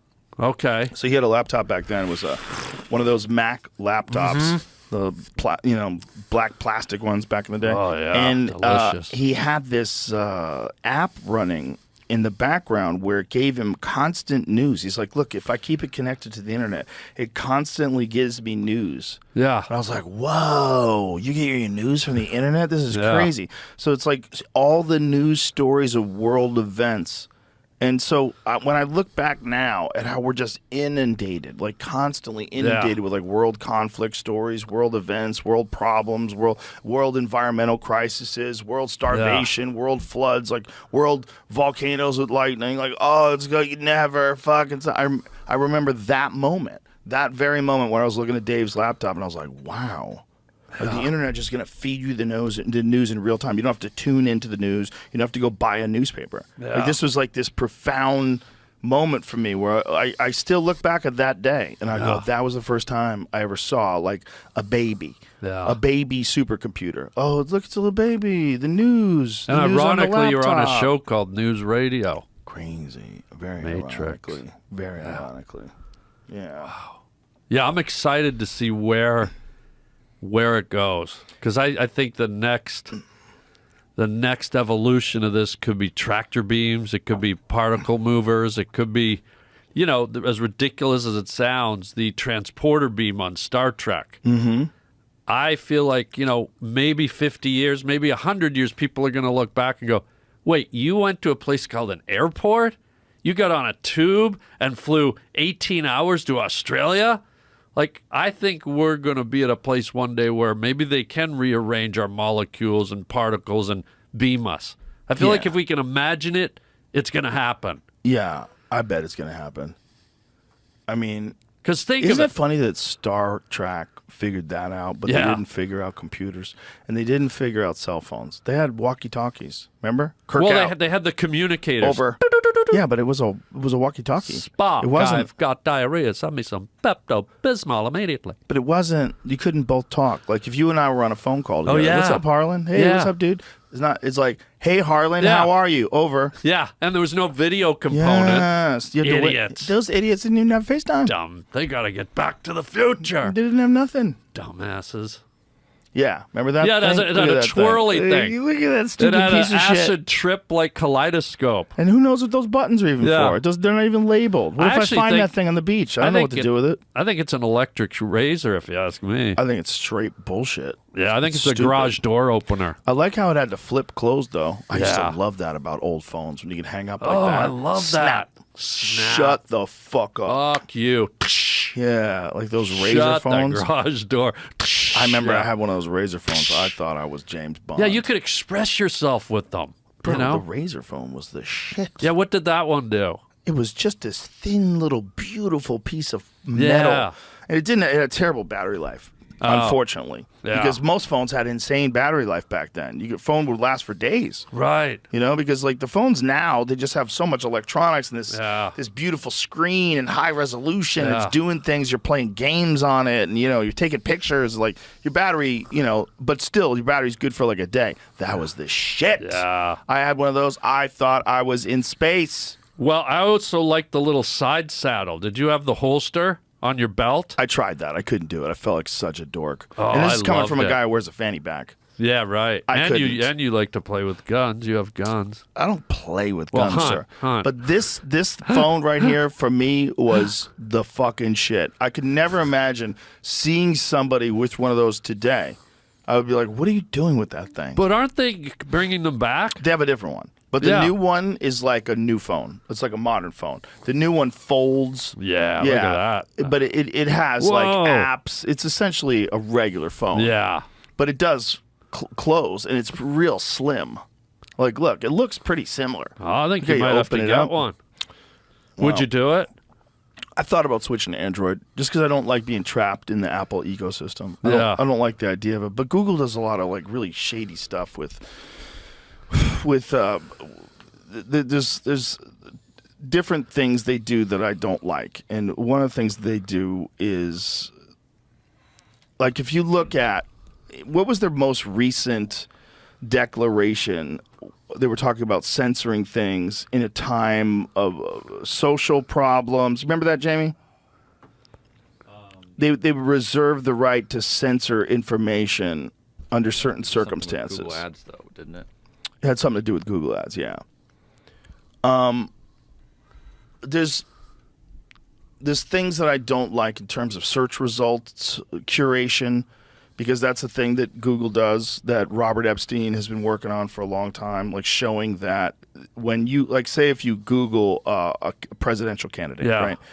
If you Google a candidate that's Democrat, you'll get especially someone who they want to win, you get like a lot of positive stories that come up first, and you have to go deep if you want to find something about corruption or accusations or anything like that. Yeah.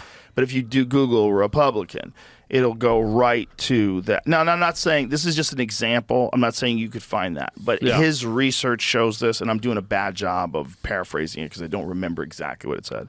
But essentially, his claim was that in curating search results, you can have an impact on elections. In curating search results and putting positive things for the people that you want to be elected in the prominence of the search result, if it's not an organic search result, if you actually are curating it, you can affect the way people feel about candidate, and that will affect the election results. Okay. And so that's an issue. That's Google. Yeah. So I have an issue with that, and Google is Android. I agree. I hate but that. I also have an issue with the Apple walled garden. And I think there's a lawsuit going on right now about that, where they're trying to get people to, because of iMessage and, FaceTime and all that stuff doesn't work on other phones. Oh, right. FaceTime does sort of, but you have to take a few steps, and that's a new thing. A new thing is like if you FaceTime someone on an Android phone, they have to take a few steps to do it. Okay. I wonder how that works. I've never tried that. Have you ever tried that? I haven't tried it. Let's try it right now. Okay. I'm going to FaceTime Brian Simpson. Okay. FaceTime Brian Simpson. I'm going to FaceTime O.J. Simpson. Yeah, it gives you like a link to send him or something, right? Okay. Is he still alive? Look at that. It said, I haven't seen O.J. Simpson. Wait. It's answering questions. What 'Cause the it F? thought we were really asking about Maybe O.J. I should Simpson. reach out to him. It didn't give me a link to send. Where's the link? I think it's up on the top, like where the other buttons are. No. Hold on a second. It didn't work. So I have to... How do I do it if I want to send him a text? FaceTime Brian Simpson. FaceTime O.J. Simpson. Okay. Send. What the fuck, you piece of shit? Oh, wow. Went This right is- to Hertz Rent-A-Car. Hold on. Be quiet for a second. Well, Shut the fuck up. well. FaceTime Brian Simpson. Okay. All right. It said join my FaceTime. All right. I sent it to him. Now let's see if it works. So let's see what he has to do. Who's Brian Simpson? He's a hilarious stand-up comedian Oh. that is performing tonight at the Comedy Mothership. Oh, awesome. And he just released a special on Netflix that's amazing that Wow. he filmed at the Mothership. So it says invite sent. Maybe I should call him and tell him what's going on. Who, Brian? Yeah. Okay, this is just holding me up here. It's not doing. Hold on. Call Brian Simpson. All right, here we go.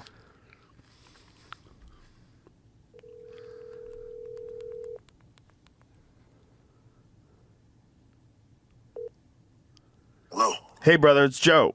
I'm on a What's happening? podcast right now. You're live on a podcast with Harland Williams.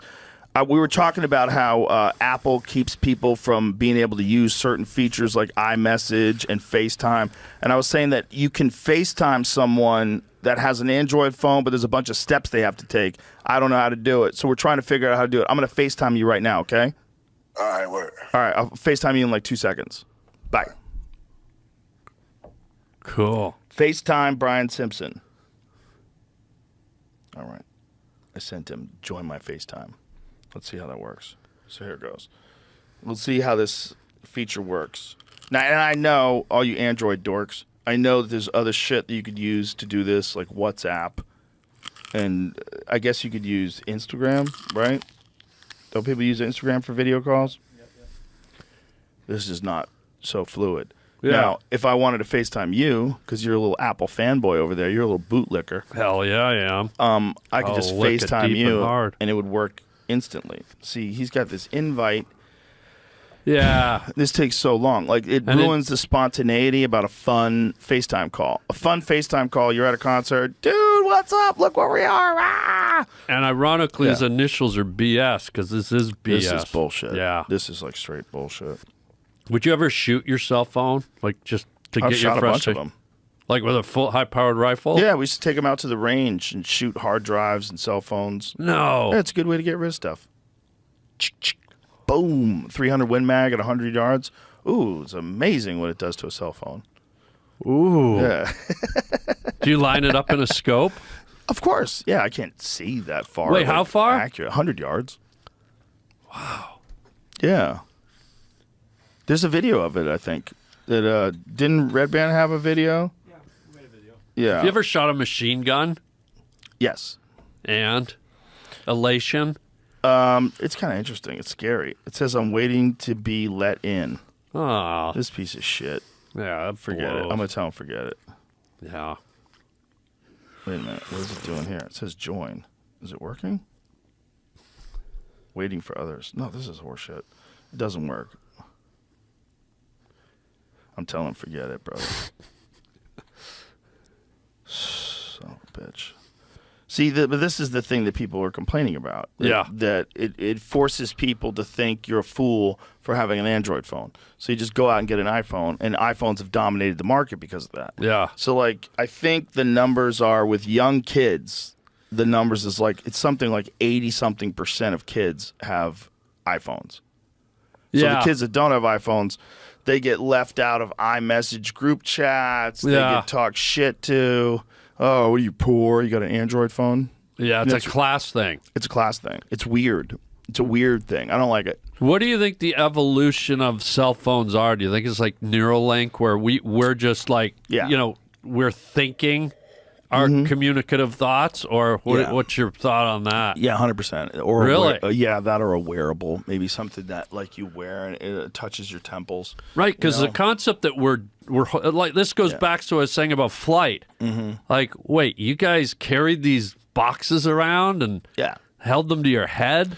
Yeah, well, I mean, just this alone was magic 100 years ago. If you brought this 100 years back, people would think you're the craziest wizard that's Oh, ever yeah. lived. I have the Yeah. answers to all questions. Yeah. And they would say, oh my God, people in 2024 must be so smart. And then you come Yeah. to 2024 Yeah. to like a MAGA convention. Yeah. And you see Robert De Niro getting yelled at the fucking, while he's doing his fucking press conference. He'll never leave. Yeah. You're like, what is this? What This was is the people- point of This is that? 20. I don't know, but this is people in 2024. Whereas if you gave this to people in 1924, they'd be like, there's no way everybody will have the world solved. Yeah. Once they have these, oh my God, then they have all the information. Yeah. And then people will know exactly what everybody looks like. There'll be no more catfishing. Still chaos. And now, like, there's filters that you could use where from just a small snippet of your conversation on this podcast, I think they need about 30 seconds, Yeah. 30 seconds of your voice. And then I could pretend to be you, like just talk like this, and the audience would see you with what you're wearing, the way your hair is, everything What? in your voice. So everything that I say, like me saying this right now, Yeah. it would be you saying this right now. Damn. Your voice, your face, your body, everything looks like you, all through AI. Whoa. So there's no fucking way to know what anybody is saying that's not true. And then there's a big issue right now with Yeah. celebrities, especially women. They're making porns with them. Oh, they're They just changed superimposing like they celebrity's just face onto swap with Wow. AI. So this porn star is having sex with this person. You face swap Natalie Portman or fucking So I could Angelina Jolie, and now you have a realistic looking sex tape of famous people getting fucked. So I could see Judge Judy plowing the Judge pizza boy. Judy just sucking cock like it's going out of style. Like Wow. there's a closing sale. Wow, Yeah. imagine Judy Dent in a pool boy Who's that? video. Who's Judy Dent? Remember the British actress I do not. M from what's her name? Judy Dench. Bench? Dench? Oh, there she is. Imagine her in a pool boy. Oh, she was hot Porno. when she was young. She No, was so I mean pretty. now. But look at her when Look she at was her young. She now. was so pretty. Imagine her rubbing chlorine all over a pool boy. Time is a ruthless bitch, isn't it? She puts the net over his head. And I'm just trying not power to slams. imagine. I'm trying to power through this. She's 89 years old. Give the woman her due. Give her respect. Son of a bitch. How about I give her a check for cleaning the pool? Getting stuck in the dryer. Whoa. I was looking for something. I can't Pull, help me. pull the, I can't get out. pull the Stuck in the dryer is my favorite. You've The seen stuck in the that? dryer porns are my favorite because it's so ridiculous. You can get out of the dryer. Like anyone can. I love it when they pull Dryer's their pretty big. when they pull their head out and there's a cling-free sheet on their head. Yeah. They got a mouthful of lint. Looks like they've been blowing an elf. Yeah. I can't believe I'm stuck in here. Yeah. Thank you for saving me. You know what? I tried the dryer sex once, and I was so impassioned, I hit the tumble cycle. Oh, wow. And so imagine being in your woman, and she starts swirling around, and you're holding on like a rodeo horse. It was some of the best sex I've ever had. Did you stay still while she spun? That would be the spun. move. I just held on to her muffin top, and we swirled around like. Did you get any concussions? She did. Yeah. Holy A lot God. of banging around in there. Oh, her head came out. She looked like this cauliflower. But I had one of the best orgasms I've ever had in my life. That's a one-time deal, right? It's Not hard to trick really. her into doing that again. Well, some women like adventure. Yeah. What's the Living on weirdest the place edge. you've ever done it? Your house. That was you? Wow. Thought I heard that dog growling under the bed. Yeah, I was doing it under the bed while you were on top of the bed asleep. I Okay, was trying to do it. pre-marriage, because I Yeah, don't want to yeah, get back you in in the day. trouble. Where was the wildest place? We were you- only 15, remember? Yeah, where'd you do it? Wildest place. I guess in the woods. When we were kids, there was nowhere to go. So you go in the woods. One time we got eaten up by mosquitoes, like our whole body. Yeah. Both of our bodies just covered in mosquitoes. 'Cause Yeah. we're so retarded. We got naked in the woods. Yeah. In July in Massachusetts. Wow. Yeah, but you're fucking 17. You don't know what the Yeah. hell you're doing. You're crazy. Yeah. Wild kids. A lot in the woods? Yeah, well, there was always woods were always there. Yeah. Now, there was a place when you were kids you could just go to the woods. You know, Yeah. just bring a towel or a blanket or something. Did you Just go love to the it? woods. Yeah, but the woods are scary because anything in the woods is scary. Things in the woods become scary even if they're not scary anywhere else. Like a naked baby in the woods just staring at you. It's fucking terrifying. There's Yeah. no other place Yeah. where a naked baby is scary.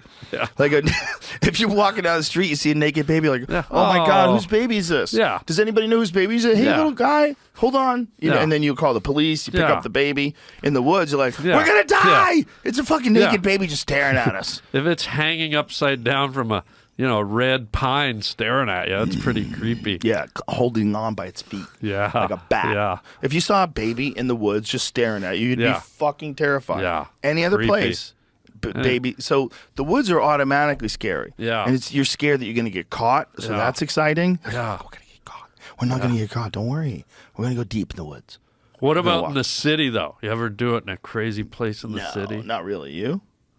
Sewers? You ever go in the sewer? You ever go in a manhole? Had a little fun Trick on a a gal? Ferris wheel once. Really? Yeah.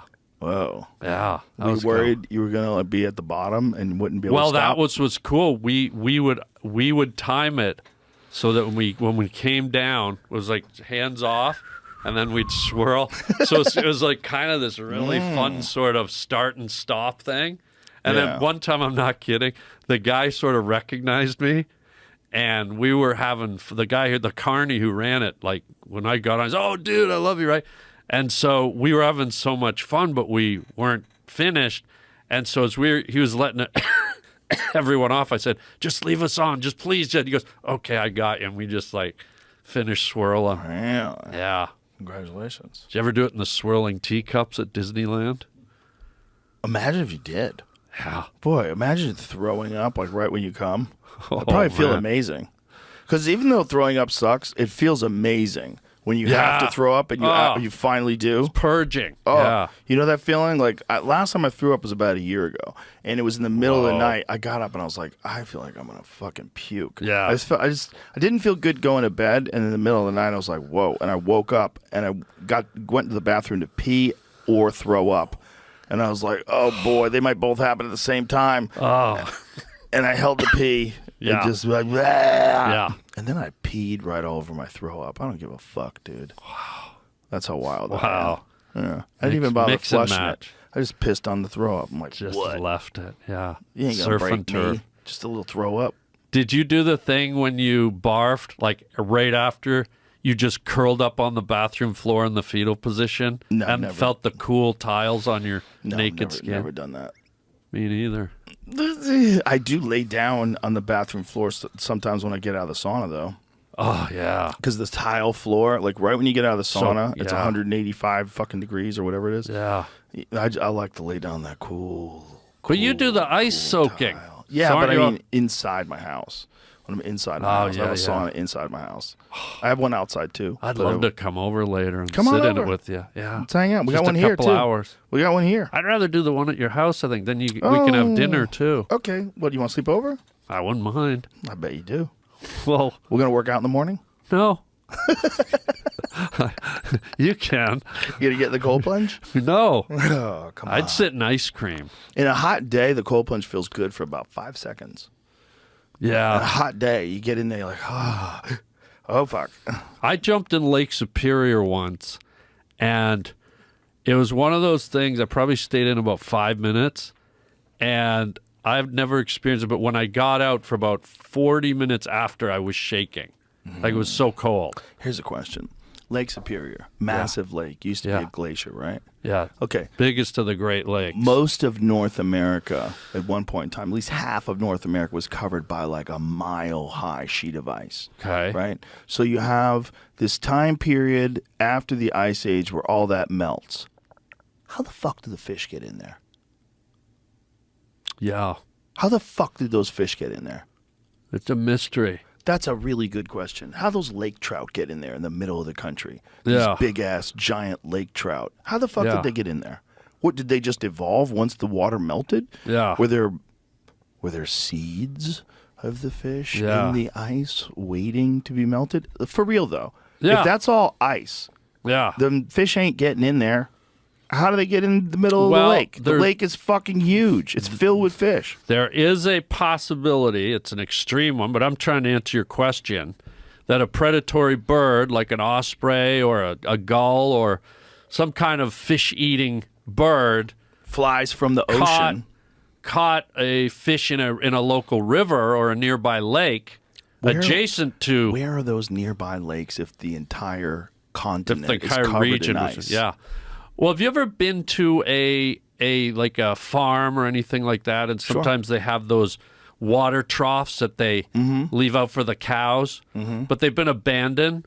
Or you come to a place where there's like a little puddle in a field or something, Right. and somehow there's fish in it, Yeah, and there's sometimes. newts and there's aquatic creatures, and you go, how did they get here? Right. How did a newt get up an aluminum bin and get down into this ecosystem that's evolved here? It's fascinating. Your question kind of raises the questions for all of creation. We can look at evolution, we can look at the dawn of time, but it's really, has it ever been answered? Not totally. I mean, they don't have an exact time by time, like day by day timeline, but do they have an answer to how fish got into the Great Lakes? I can't believe I never asked that before. I never even thought of it before. Well, this I'm like, is what huge body happens. of water. Of course, there's fish in there. But if the whole continent Yeah. was covered 10,000 years ago in ice, what the fuck happened? Well, you might have to say, okay, somewhere there was a tributary that Yeah, came has to be. from the ocean. No, it would be from north. It would be from up north. Right, but where it did the fish weaved down come from there? Hudson's Bay down into Superior, and the ocean fish Maybe they somehow, probably swim upriver from the warm areas.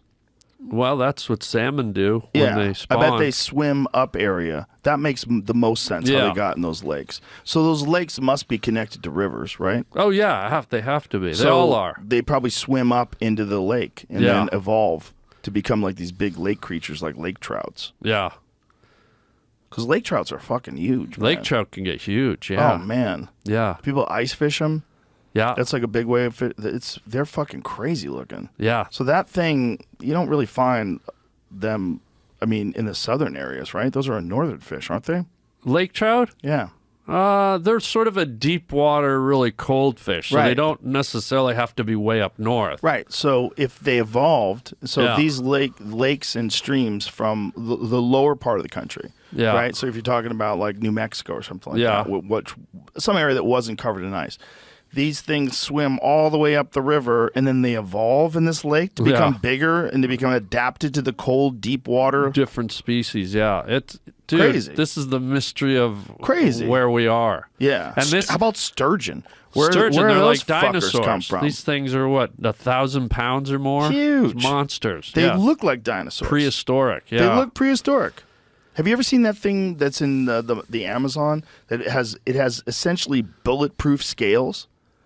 Yeah, they're black. What is it called? I've seen Arapaima? Yeah. What's up, Jimmy? Well, just the way the fish got into the Great Lakes is a way deeper story than I've uncovered so far. But it's the way salmon got there, specifically Spawning. in the 60s. People brought them there. Yeah, a guy had to bring them there. That makes sense. Fishing became very popular back then, so there was a lot of dead fish swimming like on the shores for some reason. I was trying to find out. But were there any fish in there before the salmon? There had to have been. As you were Right. first asking it. I've seen this image recently. Like the depth of Lake Superior specifically. Holy shit. is very deep. I've fished that lake. 1,333 feet. Fuck. So there could maybe have Yeah. been something under there waiting for the ice to melt that came back up. There is a doesn't bunch make of stuff sense. saying what he said too, where like fish eggs get dropped by other birds and end up in the water. I gotta think the river has a lot to do with it. But this is like you can't go up Niagara Falls. That's true. Right? Wow, you right. can't. Good. Oh. Yeah. right. Good point, Jamie. But I mean, That's a very good point. Right. How the fuck does it get past those? God damn it. Well, What a yeah. mystery. Yeah, this Harland, we've maybe cracked or uncovered one of the biggest mysteries in humankind, and no one's talking about it, buddy. Yeah.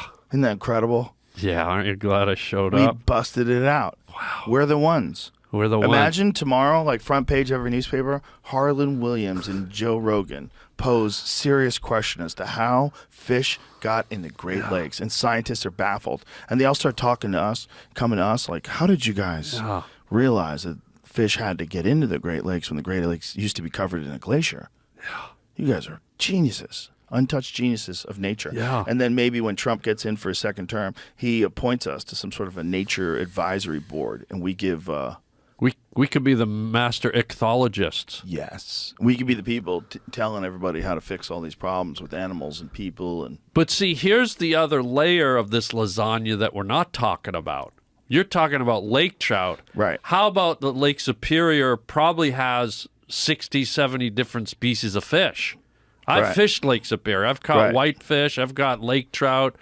There's all kinds of fish in there. right, how they get in there? By the way, I used to work on the shores of Lake Superior, and there's a place you'd like this because I know you like bears and you like guns and you like.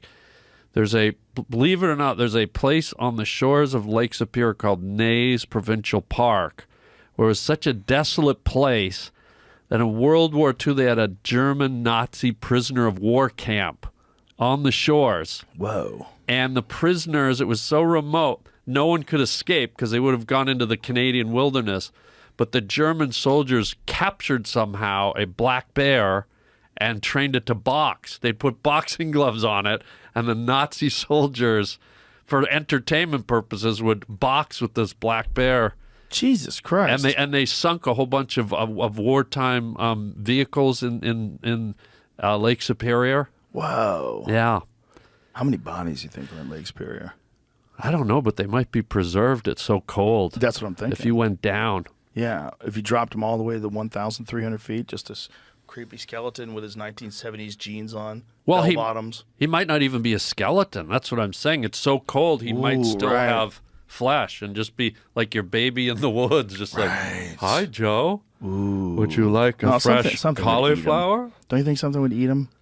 Maybe thing's more alive down there. lamprey eels. This thing's alive down there. They eat 'em. Lampreys. You But ever aren't seen a they, lamprey? Aren't they a saltwater creature? No, freshwater. They're in Lake Ontario. Oh, really? Yeah. I know they cling to the bottom of sharks a lot, right? They feed off of what the Those shark. are remoras. Oh, that's right. Remoras. By Is the lamprey way, similar to no, remoras? a lamprey is one of the most horrific. It has a round. It's like an eel Like a with a suction round cup with suction teeth. cup with circular, like buzzsaw teeth. It affixes itself on the fish and slowly sucks their interiors out. Jesus Christ! Look at what. If that was in a movie, you would say, "Oh my God, Yeah. glad that's not real." Yeah. That's like Dune, right? That's like the worm in Dune. There is a movie. What's it called? Let me see that one where that dude's holding it again. That's so creepy. Yeah, the Look at lamprey. that fucking mouth, man. Well, what's amazing is Isn't it that sucks amazing? your insides out and slowly eats you alive. So it pulls the skin apart and then just sucks out all No, the it organs. literally creates a hole. Look at it biting that dude's hand. Yeah, it puts a hole in the fish and just stays affixed to the same spot and eats its insides out. They're older than dinosaurs, dude. Yeah. Now they're in the Great Lakes. That's crazy. How the fuck did they get in there? So that's one attached to a fish? Yeah, that's on a lake trout right there. Can you show me the photo? Oh, so that's the hole where it was... No, that's it hanging. See? Invasive. Oh, those are the ones hanging. Yeah, and then Oh, see the wow. hole? You can see a hole where one let go, and they just Click on that link, please. consume the fish. Where are they from originally? It says it's an invasive species. I don't know, maybe the Amazon? Does it say? Wow. Right. But where are they from? It says it's invasive.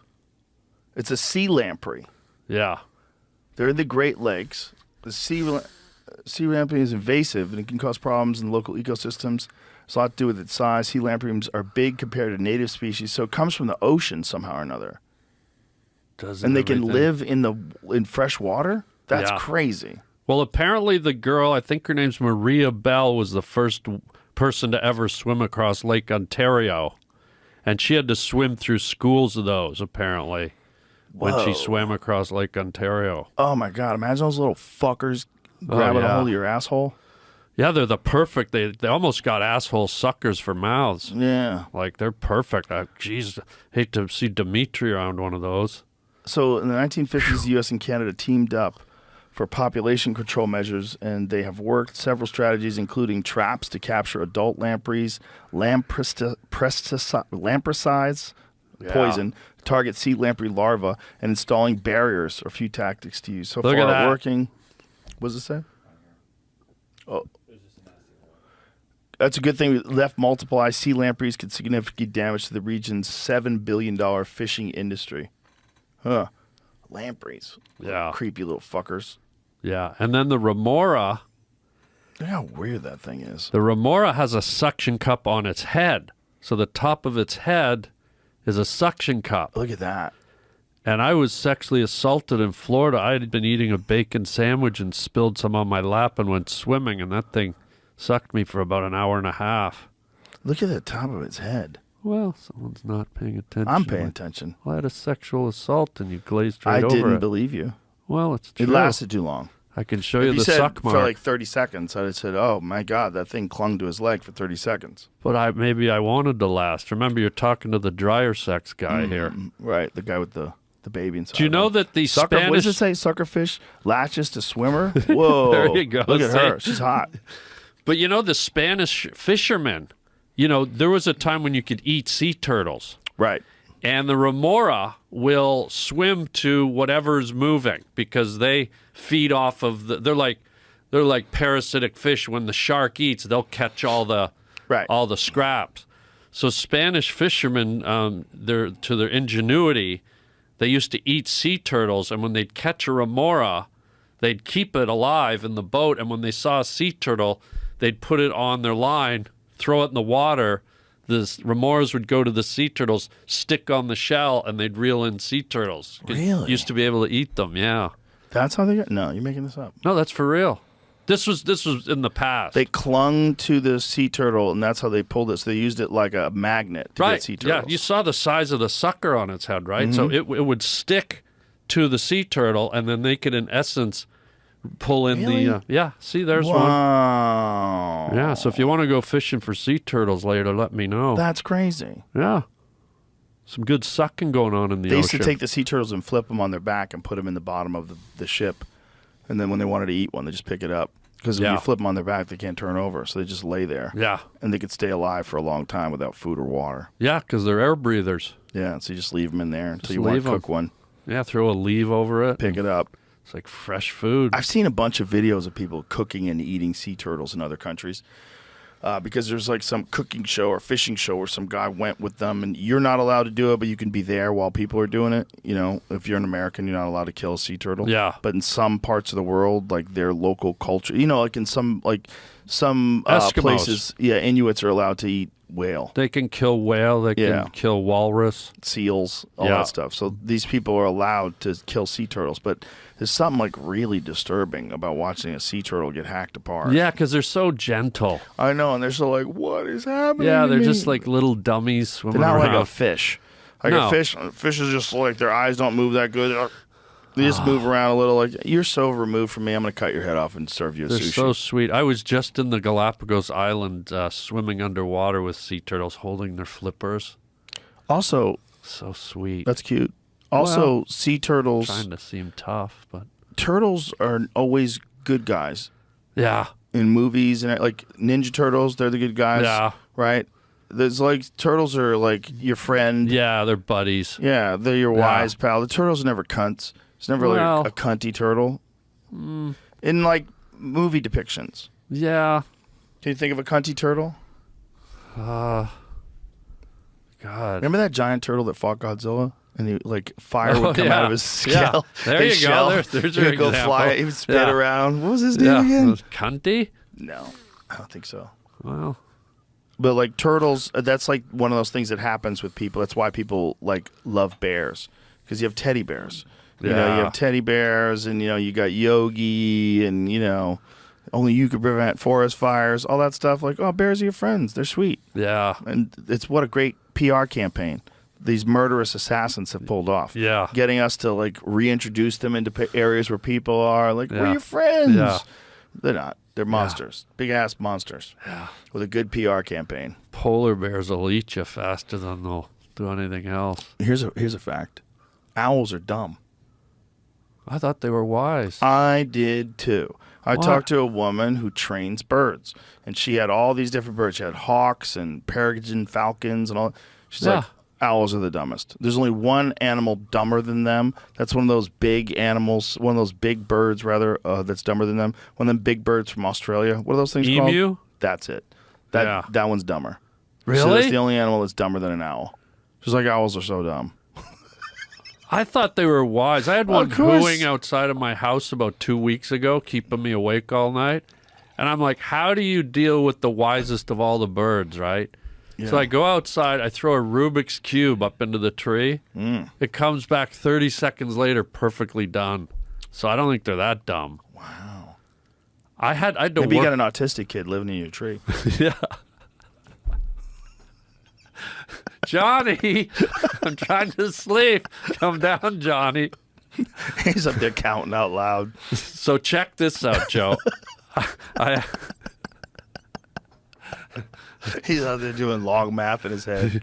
He's up there eating celery. 5,000 divided by 16. Like, he throws, A beautiful mind. he throws him that fucking Rubik's Cube. Yeah. Throws it back to you. He keeps going on with his math. I did do a movie once where I played a wizard, and I had a Eurasian eagle owl. I think they're the biggest of all the owls. And they trained it to land on my arm on the big leather glove. Yeah. And I'd never worked with owls up close like that. And the trainer, he was sitting like this with his talons. And the trainer said, grab the back talon and pull it. And I said, well, I don't want to hurt the thing. You know, he said, no, pull it. So I grabbed the back and I gave it a tug and it didn't move. And he goes, no, pull it as hard as you can. And, you know, these are these big claws. I grab it. I could not move it. And he goes, this is what an owl's death grip feels like. When it clanks onto something, it's over. I could not believe the strength in that talon. It was crazy. Yeah, I mean, they're raptors. They're just It's wild. Their claws, when you see an eagle's claw, when they give you a close-up of an eagle's claw, Yeah. it's like a human hand, but with Oh, yeah. spears at the Yeah. tip of the fingers. But I didn't They're so understand the big. strength of them. So strong. It's just like much stronger clamp. than your hands. Yeah. Oh, yeah. Well, imagine what they do when they just snatch a salmon out Yeah. of the water and fly away with it. I Look tried at those it. things, man. Yeah.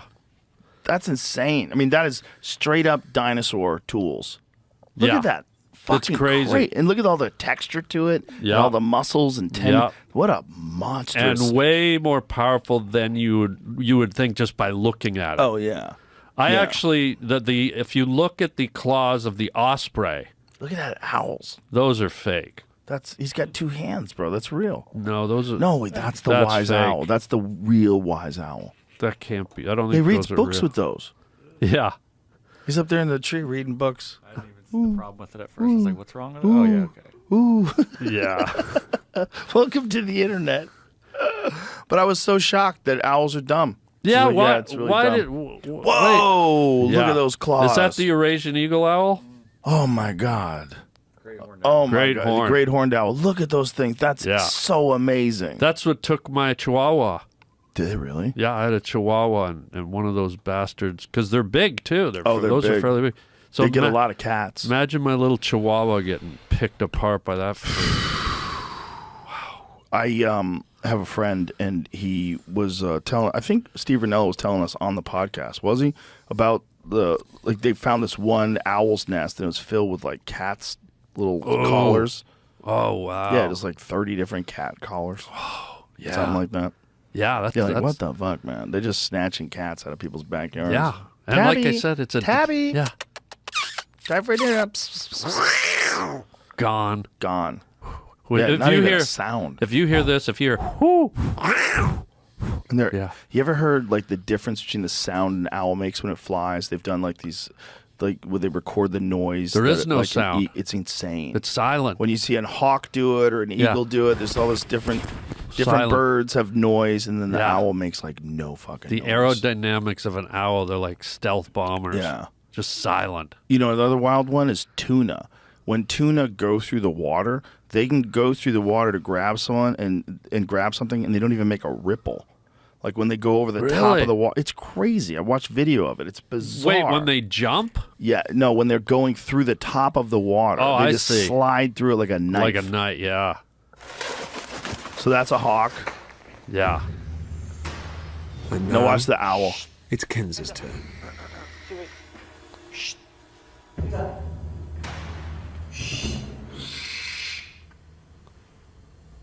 Nothing. Silent. Silent nighttime killer. Nature. Dumb man. as shit. Big stupid head with giant eyes. Dumb as shit. Just fucking killing everything it can. Are they? They're not that dumb. They got to be Dumb smarter as than shit. a woodpecker. I aren't think they? woodpeckers are way smarter. Really? I don't know. What about a blue heron? I don't think you can train a woodpecker, so this lady probably has a limited database to work Yeah. with. Everything like she's got on her arm is like a raptor, except for the owl. Like the falcons, she said, are the hardest. Hawks and falcons, she goes, they just kill everything. Like Yeah. you let them go, they just go find things. They'll kill squirrels. Yeah. They just can't stop killing. Okay.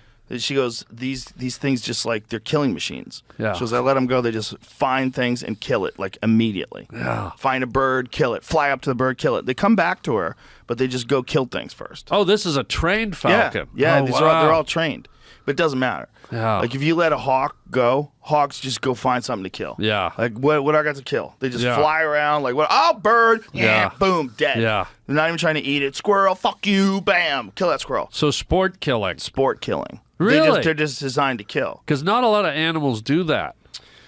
Some animals can't help themselves. Lions do it to hyenas. Yeah. I bet that lion did it to that lady in that car. I bet she wasn't eating her. I bet that was a little bit of sport. There's another old video where some like Danish guy's going through a lion safari with his wife and kids, and he got out. He was with his camera. Oh, no. And literally, the kids and the wife, you see them in the car going berserk, and his legs are kicking in the air, and the lion just came and devoured him right in front of the wife and kids. Like the idiot got out. Some people are just fucking stupid, man. Yeah. That's Darwin, right? Yeah, That's the whole idea. Is like those people are not supposed to make it. yeah. Yeah. You're not supposed to make it. But they've already bred. That's the problem. Yeah. Well, at least the kid has the benefit of seeing his dad get, like, my dad was so dumb. Like, you know, you can have a dumb dad and get through things and be a different person than your dad was. And if you're a dumb kid and your dad is dumb as shit, your dad gets out and gets eaten by a lion in front of you, that has a profound effect. I gotta be honest. I'm not even saying though. that kid's dumb or that, you know, maybe the kid's a genius. Yeah. You could have a genius kid, be stupid. It's I got to possible. be honest, though, Joe, in this world we live in where, you know, humans expire primarily, you know, in a hospital bed or at home and around their loved ones with a disease, with whatever, cancer. Right. I really would rather die like jumping a lion. Like, you know, at the family go function, on your how'd he shield. die? He attacked a lion. You went out on a shield. Huh? Yeah, you went out on your shield. Yeah. Yeah. Like I want to noble the death of like a warrior, right? Yeah. And but going back to that story, this is going to sound ridiculous. No way. Yeah. But going back to the story where I told you I saw the lion when my hand was shaking? Yes. There was that terrified part of me. This is for real. There were 2 male lions, no one else. I'm in the middle of Africa.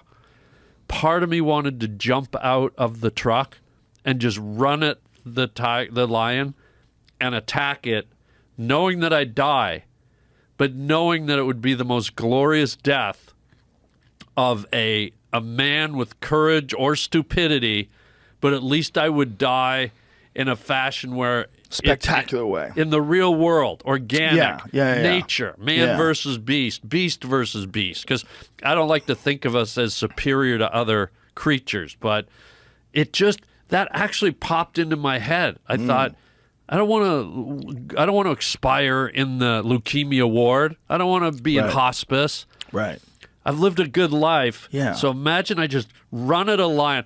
In that last moment, I get to see the shock in its face of a human daring to jump on it and grab its. Yeah. And they would have been on me in a second, but I don't know. Is that weird? No. Like, have you ever thought how you want to die? Well, if you're gonna die, Yeah. and you know, especially if you're older and you know it's soon, that's What are a you good way saying? to go. Just run at that lion Would next have, time. have you ever thought about that? No. Would No. you be fine just expiring in a hospital bed? Like, Yeah, that's better than being torn apart in front of your family. yeah, I'm not saying do What it in about front of your them? family. What about the other people that no, are there not in with front you? of your family, but if you just had How are that you going to get to the one-on-one lion? moment. Let's Someone's say, got to take you to the lion. let's say right? you're out hunting a grizz, and one day you just go, you know what? You put the rifle down, and you just run at him and go, this is how I want to go. Punching a grizz in the face, knowing you're going to die, but you go out in that wild... Punching a grizz in the face is like an ant punching you. Yeah, It's like being attacked by a kitten with no claws. it is. It's like, But you get that moment of being a man, of feeling that power. no, You'd rather just that's a stupid way to have die. a heart attack. Yeah, Okay. yeah, that's a stupid way to die. Well, I mean, it's one thing if you get attacked by an animal when you're out in the woods. Right. And it's like, hey, this is the price you pay for being in nature. but You see, get to that's the experience thing. real You nature. revert. They attack But- us. Why can't we attack them now? Flip it around. Okay. I I'd guess like you could. to. Yeah, you can. Okay, good. Maybe I'm even inviting you to come with me to do it. If you ever find out that you're going to die and that's how you want to go, I'll go. You'd I'll come go with you. me? Yeah, definitely. I'll bring a rifle in case you change your mind. You wouldn't Like run. if you're like as you're running, like Joe, I changed my mind. Boom! I'll have my crosshairs on them. You wouldn't Ready run to to take the 'em out. animal with me. No, I'll be there to watch. If you want me to. Yeah, I'd love that. Okay, it'll be a special moment with Cher. I love Cher. I'll be there when you pass over into the next stage of life. But you got to do me a favor. Yeah. If like heaven's real, if like there is an afterlife Yeah. or whatever it is, just let me know. Oh, I would. Come back and tell me. Come in a dream. Tell me in a dream. Yeah. Have you had a dream of someone who died and it seemed like super realistic? Ooh. Yes. I think I have. What was it? It might have been my dad. Ooh. Yeah, I just remember being really sad, like he's gone, and there was like this wave of emptiness. Because my mother did die. And are your parents still with us? Yes. So when my mother died, like this hole formed in my heart. Like it literally felt like a hole. And it can't close. Like I can come to peace with it. I can be at harmony with the fact that she's gone, and I wasn't even super close with my mom, but the hole that got left in my heart is like, ooh, if I focus on it, I can feel it immediately. And it's that connection to the mother, the person that brought you into this world, is really, really powerful. And so in the dream, what happened with your dad? I can't remember. It's foggy. What I remember more than the actual moment is that feeling of emptiness, that, oh, they're gone, just gone forever. And it was really sort of this sad, crushing feeling on my soul. It's powerful. I had a dream after Phil Hartman died. Ooh. And it wasn't that long after his death. And in the dream, I ran into him, and it was very realistic. because Okay. we were outside and he had like one of those folding lawn chairs, and it was on the ground. And I said hello, and he was explaining to me that him and his wife had worked it out. You know, this is after his wife killed him. Yeah. You know, you were right there too, right? I wasn't there when it happened. No, but you were I was working the show when it yes, happened, yes, right? Yeah. Jesus. And he laughed about it, like, yeah, we had a lot to work through, like, but we're good now. Something along those lines. And then he sat down in the lawn chair and like fell backwards, like it stumbled backwards. And then I looked and he was gone. It was really weird.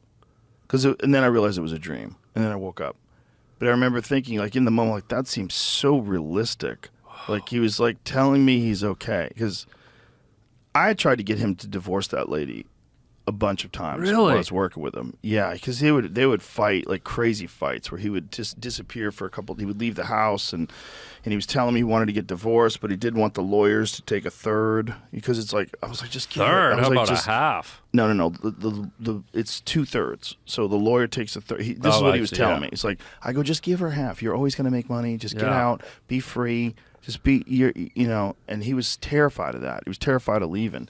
And so when he finally decided to leave, she murdered him in his sleep. She shot him, and then she shot herself. And my friend who was a cop was actually there when she shot herself. So that happened when the police approached the house. Yes. Oh, wow. Yeah, the police broke into the house to try to save the kids, and she shot herself.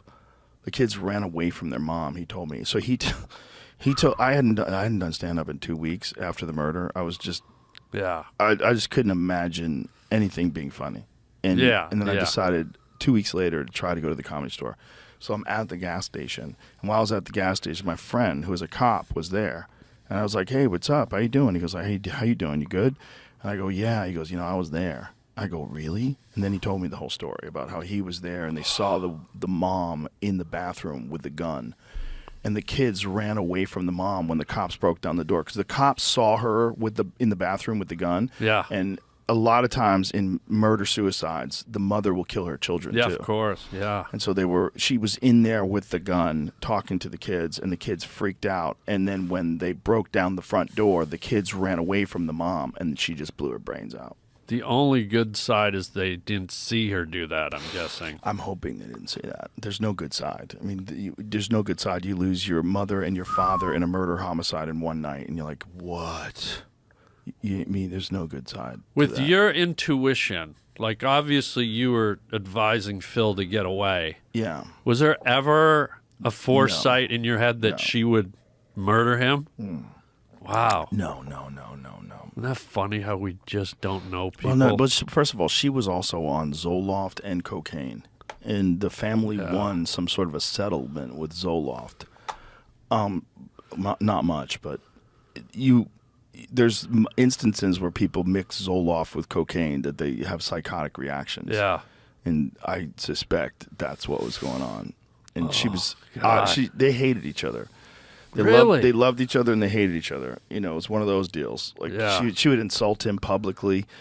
It was rough, man. And I was just saying, like, you're a great guy. Like, you don't need to be going through this. Yeah. Like, you need to get divorced and have, share custody of your kids and try to set an example and just you can't do this. Like, the fighting was so bad. And he hated it. He didn't want to be married to her. He was stuck. And I told him, like, you can't just stay stuck and just let these circumstances overcome your existence. Yeah, no matter how hard it is, you have to push through. So we had a break where we were done filming for a bit till we went back for the next season. And one day I woke up and someone called me and told me. And then I saw it on the news, and it's just like, what? And then everybody was calling everybody, and we all got together. We were like, fuck. It's just so hard to believe. It doesn't make sense. It's like, how? Was he your buddy? Like, were you friends with him off set? Like, Yeah. did you chum around and stuff? Yeah, he actually took me up in his plane once to find where I wound up buying a house. Because he goes, one of the cool things about flying is, like, I can show you. because he had gotten his pilot license while we were on the show together. Yeah. And so he was always practicing. That he bought one of these single engine planes. It was pretty cool. And so he said, "You want to come up for a flight? I'll show you around." I'm like, "Yeah, let's do it." And so we flew around the valley, and he showed me all these different areas. And it's like he was a great guy, man.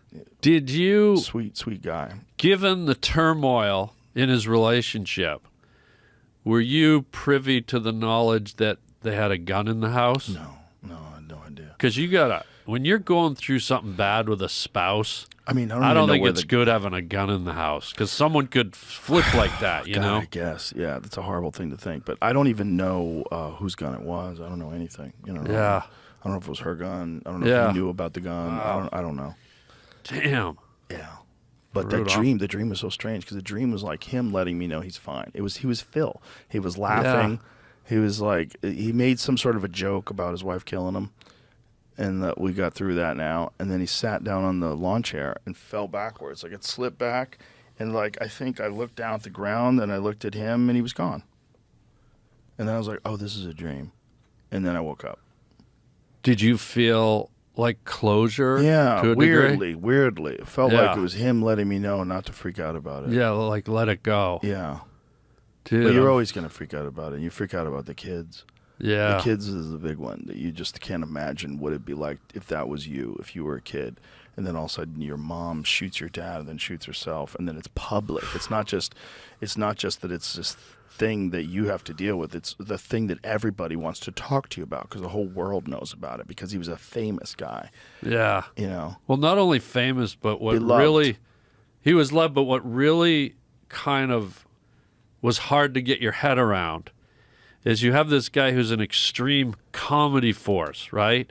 Yeah. And you don't think of joyous sort of comedy, people that elicit laughter and violence like that. Right, and so the right, fact of course. here was this funny sort of ha guy that Yeah. brought so much laughter, and then that kind of ending, it's like it just doesn't fit. Well, not only that, it's like, when does the wife kill the husband with a gun? Yeah. How often is that? That's so rare. And execution style in the While they're sleep. sleeping. Yeah. Oh, my God.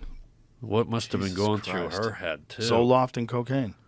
Yeah. What's Yeah. Zoloft? It's an antidepressant, SSRI. Oh. Yeah. Wow.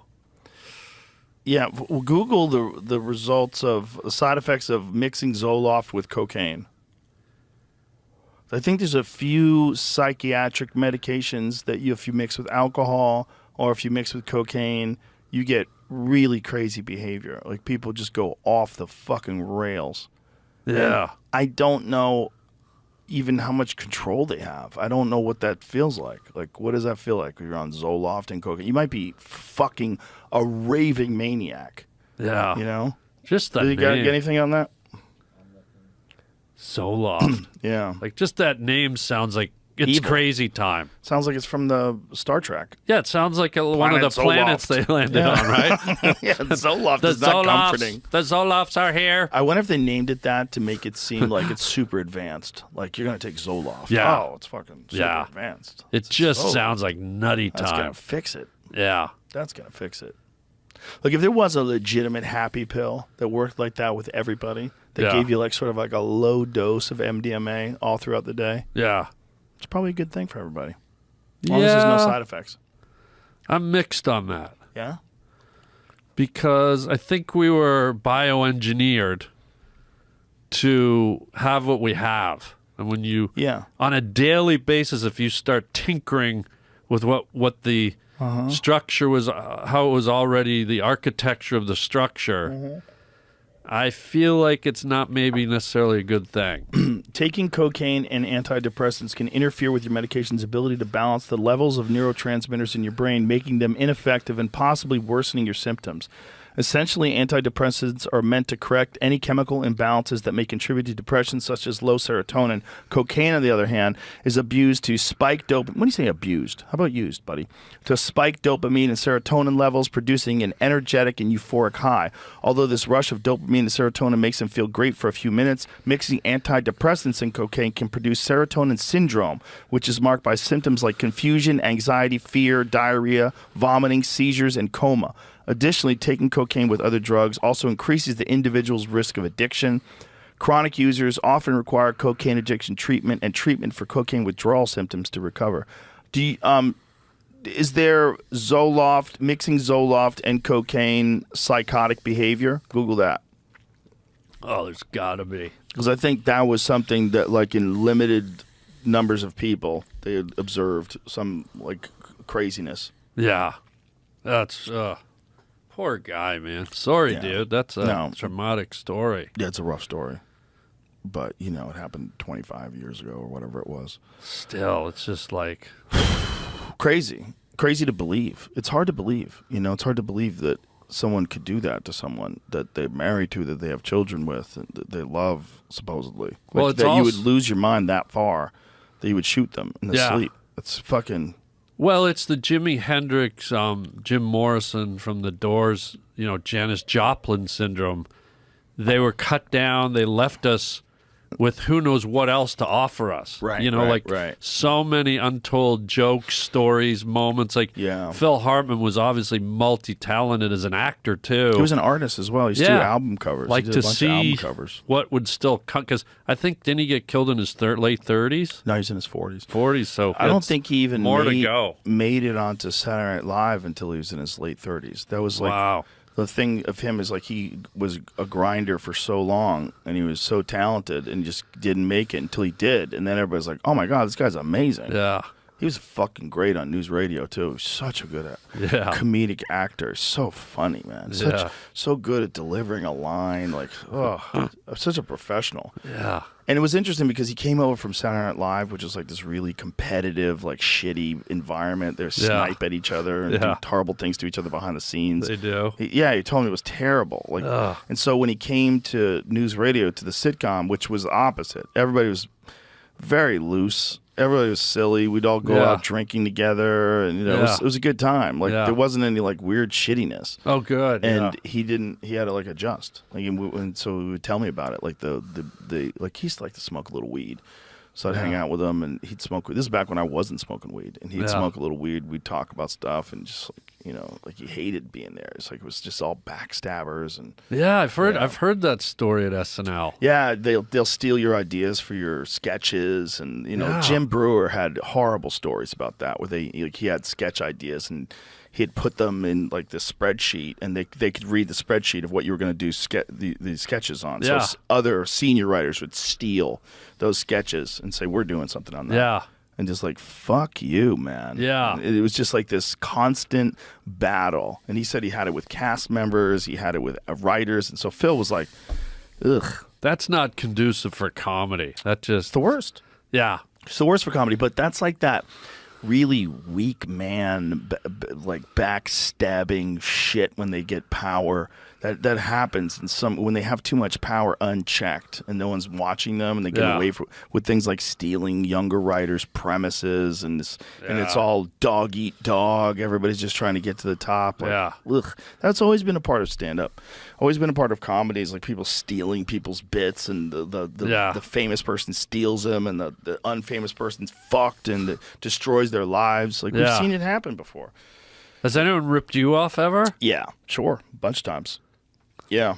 I've confronted people, and they told me they wouldn't do it again. Then I heard they were doing it again. Like, there's certain people that have always been buccaneers.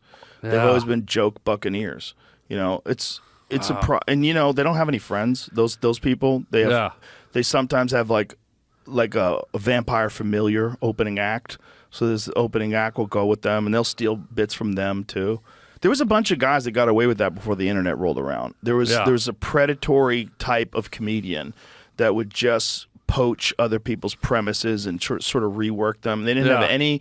There was nothing that they did that was creative on their own. Everything was derivative of somebody else's work. Everything. I always heard, and I'm sure he could do, anything he wanted on his own volition, but I had always heard stories that Robin Williams was that guy. Yeah. Did you ever hear anything about that? I heard a lot of stories that he was that guy. Yeah, and I think Robin Williams was so, like, part of that manic sort of style. It's like this constant need to have a bit about anything that you're talking about ever. And killing, I think, was more important, and filling that hole inside of him was more important than anything. And so he would just do other people's stuff if he didn't have anything to say. Did he get confronted by other comedians? Oh, yeah. There was a lot of stories. Kinnison got mad at him. Oh, really? Yeah. He stole from Kinnison? Yeah, he stole from everybody. He stole from a lot of people. So it is true. I'd always heard that, yeah. Yeah, it's true. If you ask any of those comics from back then, there's always instances of Robin going on a talk show and doing your bit, or going on this and doing your bit. And doing your bit at a club. Yeah. With him, do you think it was because he was just so spontaneous? He would That's just not like real. puke it out? There's or? no way. Yeah.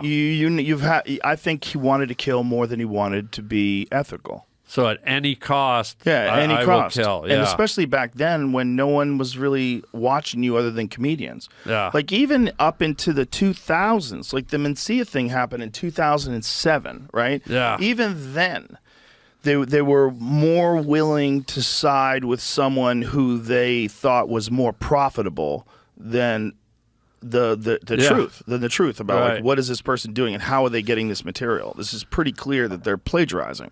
And if it's any other form of entertainment like music, like they'll bring you to court and you lose. And then all the money from those songs has to come to the original person because you copied their song. That's a classic thing. Happens in literature all the time. That woman who was the president of Harvard got busted plagiarizing. She's not a president of Harvard anymore. Yeah. There's consequences always, but in comedy, it's always been self-policed. Yeah. And so it's a weird thing, that people do, where they try to pawn off other people's bits as their own. Like it's a vampire thing because you're around all these creative people and you're just stealing a little bit from this guy and a little bit from that guy, and people are scared of you. Did you ever put a guy up against the wall? And No, I didn't have to do that. How come? Because I just said things. Like you just verbally I just said, confronted? hey, man, don't do my fucking material anymore. You know that's my material. Yeah. Just like that. And, they're probably still going to do it unless you want to hurt them. But it's like the thing about those people is they always get caught. And when they get caught, they everything after that sucks. This is how you know if a thief is legitimately a thief. If they're being unjustly accused, they're always going to come up with new material. They're always going to be creative. They're always going to have new great jokes because they're actually writing and working on it.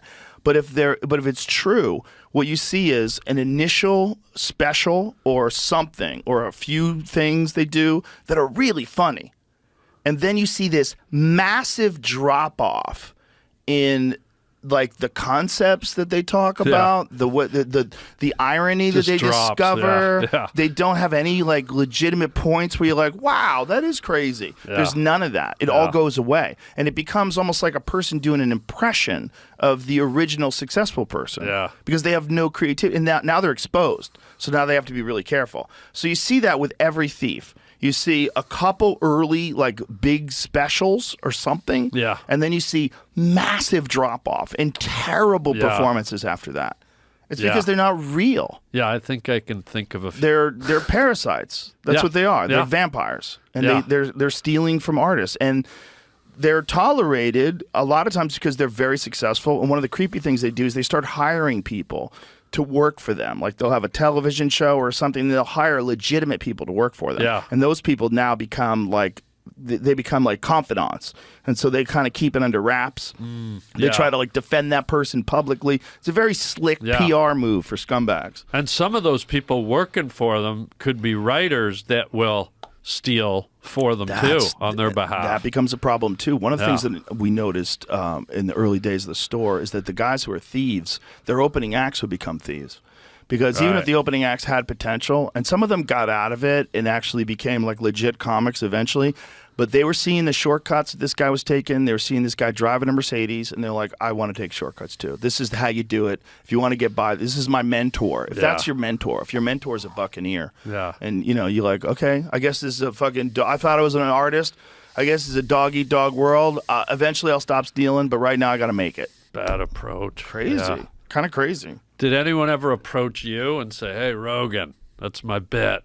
No. I have had people approach me where I know that it wasn't their bit, and I know they were trying to steal a bit. Oh, really? One of the things that thieves will do, Yeah, they'll I've say, had that. I actually do a bit on that too. Yeah. And you're like, that's really interesting because I've been doing this bit for 2 years Yeah. and you've seen me do comedy. Yeah. So what do we do in here? Yeah. So Yeah. there's like a thing they do to let you know, hey, I didn't steal this from you, but I have a bit on that too. Yeah. But you kind of did, didn't you? Yeah. You know, there's those Yeah, moments. it's that little kind of poke the Yeah. cage. And yeah. then there's also like public events, like some big thing that happens. Everyone's going to have a bit on it. You know, like the submarine explode. Yeah, like yeah. you can't say, You hey, can't, I do yeah. a bit on the Yeah, submarine. the Like, wall, no. the border wall. Yeah. Everybody's got a bit Yeah. on the border wall. Like Yeah, this is like yeah. there's certain things where it's just Yeah. you know, but you just know. We know who's writing. We see them. We see Yeah. them go up. Yeah. You know, if you go to the mothership on any given night, someone's going to do a joke at the bombs, and then that joke, maybe next time they'll tweak it. You know, maybe they Yeah. come up into the green room. This many times has happened. One of us will say a joke. I'll say a joke. I'm like, this joke is just fucking. I can't go anywhere with it. I know there's something there, but I can't. Yeah. And we'll fuck around. We'll bounce off Network each it, other. yeah. We'll network Yeah. it. And then like someone will go up with the version of it that's like tightened up, Yeah. and then it starts killing. Yeah, like yeah, you yeah. we got it. It works. And so Yeah. it's like this like cooperative project. Yeah. But it's just if you're not doing that, then you're not creating new material because Yeah. new material is never perfect. It's always like sometimes it is. Sometimes you have a bit like Every it now came and to then, you yeah. every now and then. Yeah. Came to you Yeah. and it's hilarious right away Yeah. and it kind of stays in that same form. But then a lot of times it's like you know there's something there but you don't know how you're going to extract it. Yeah, some of my favorite moments is I'm one of these guys. I don't know why I do this. I think it's for the thrill of the kill, but I love to go to the show early, like at the store or whatever. I'll go like 2 comics early, and I'll sit in the back, and I don't know what my opening bit's gonna be, and I realize those 2 comics have between them about 25 minutes. They're doing 12 minutes each. And I go, between them and me going up, I got to come up with my opening bit. And I'll create it as I'm in the back of the room. I call it kind of sort of like swimming, reaching for air when you're drowning. Right, well, you have to say something. I have to so do it it. forces your brain to come up with something funny to say it off the top. Right, and I'll go up and do it and again, the opening bit is always the hardest. Like, Right. So if you can lay a new bomb as your opening bit that you just came up with, I love doing that. That's a great way to put yourself under pressure. Oh, I love it. Yeah. I love it. Have you Yeah. done bottom of the barrel yet at the mothership? No, did what's that? We did it last night. Next time you're in town on a Tuesday night, Brian Simpson, who we just called. Oh, were you reaching the bucket? Yes. Yeah, I did it Yeah. about a month ago. That's the best. Yeah, 'Cause yeah, your yeah. back is against the wall. Yeah. Shane and I did it last night for a half an hour. We do it together Oh, sometimes. wow. So Shane and I went up at the end of the show. Yeah. Oh my God, we had so much fun. That's it. It's We fun, had so man. much fun. It was so much. We're laughing. We're laughing so hard, and I'm laughing at him. We're laughing at each other. We're laughing at the audience. The audience is laughing. It was like such a party because they know we're just pulling these things out. Yeah, you pull out words, right? Yeah, And you pull just out gotta- words. You got to, oh, yeah. So like it was cool as a team thing too, because sometimes he's ranting about something, we're all laughing, and I'll just while it's happening, I'll pull in the bucket, try to find another good one. Like Yeah. what's the next one going to be? So we got one on deck, and so, but it's like having that thing where you're forced to Yeah. come up with something funny in the moment. It's like it's a good little exercise for creativity. Yeah, and what I'm getting at too is when it hits, like when when you do that, it's kind of like a 40-60 ratio a lot of the time. Right, 40% But success. When you get Yeah. that one that you just came up with and it's 100%, Yeah. maybe even 110, they're rare, but it's like, oh yeah. Did you see the Andrew Schultz thing that he did about Los Angeles, where he's like, everybody's saying that you guys are a bunch of drug addicts and perverts and psychopaths, but that's just one part of LA called Diddy's house. And he goes to this Diddy bit. He came up with that in the green room. Oh, see? Before the show. Yeah. Derek was there while he was like getting ready. He was like trying to, and nails it Yeah. in front of everybody. I love First it. time he did it, kills. It's a great exercise because you've got the rest of your whole act. Yes. So in my brain, I go, let's go up and dive on the sword, see if I can, mine some gold.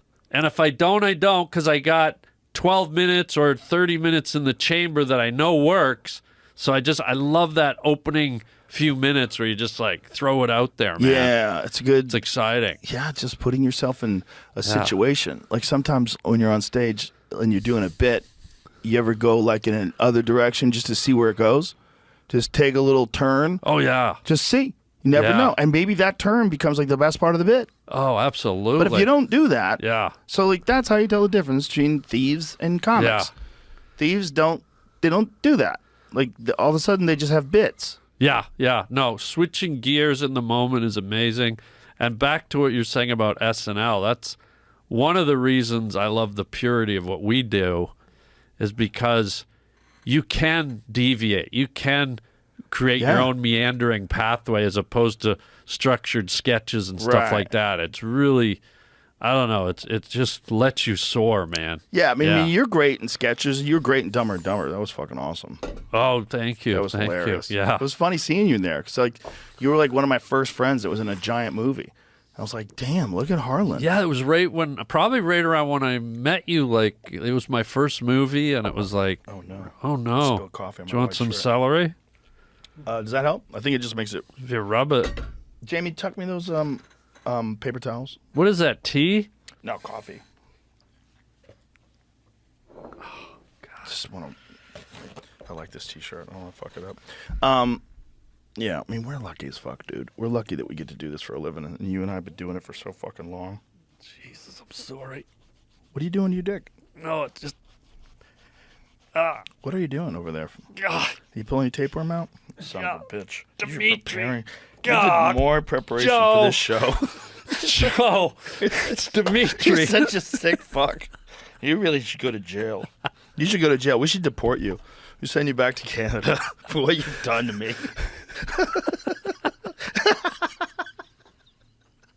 So fucking stupid. You had to see it's warm. It's been in my groin for 2 hours. He had this in his pants. You the won't entire touch time. the cauliflower this summer. You'll touch my groin more. I'm not into plants, but I really like snake.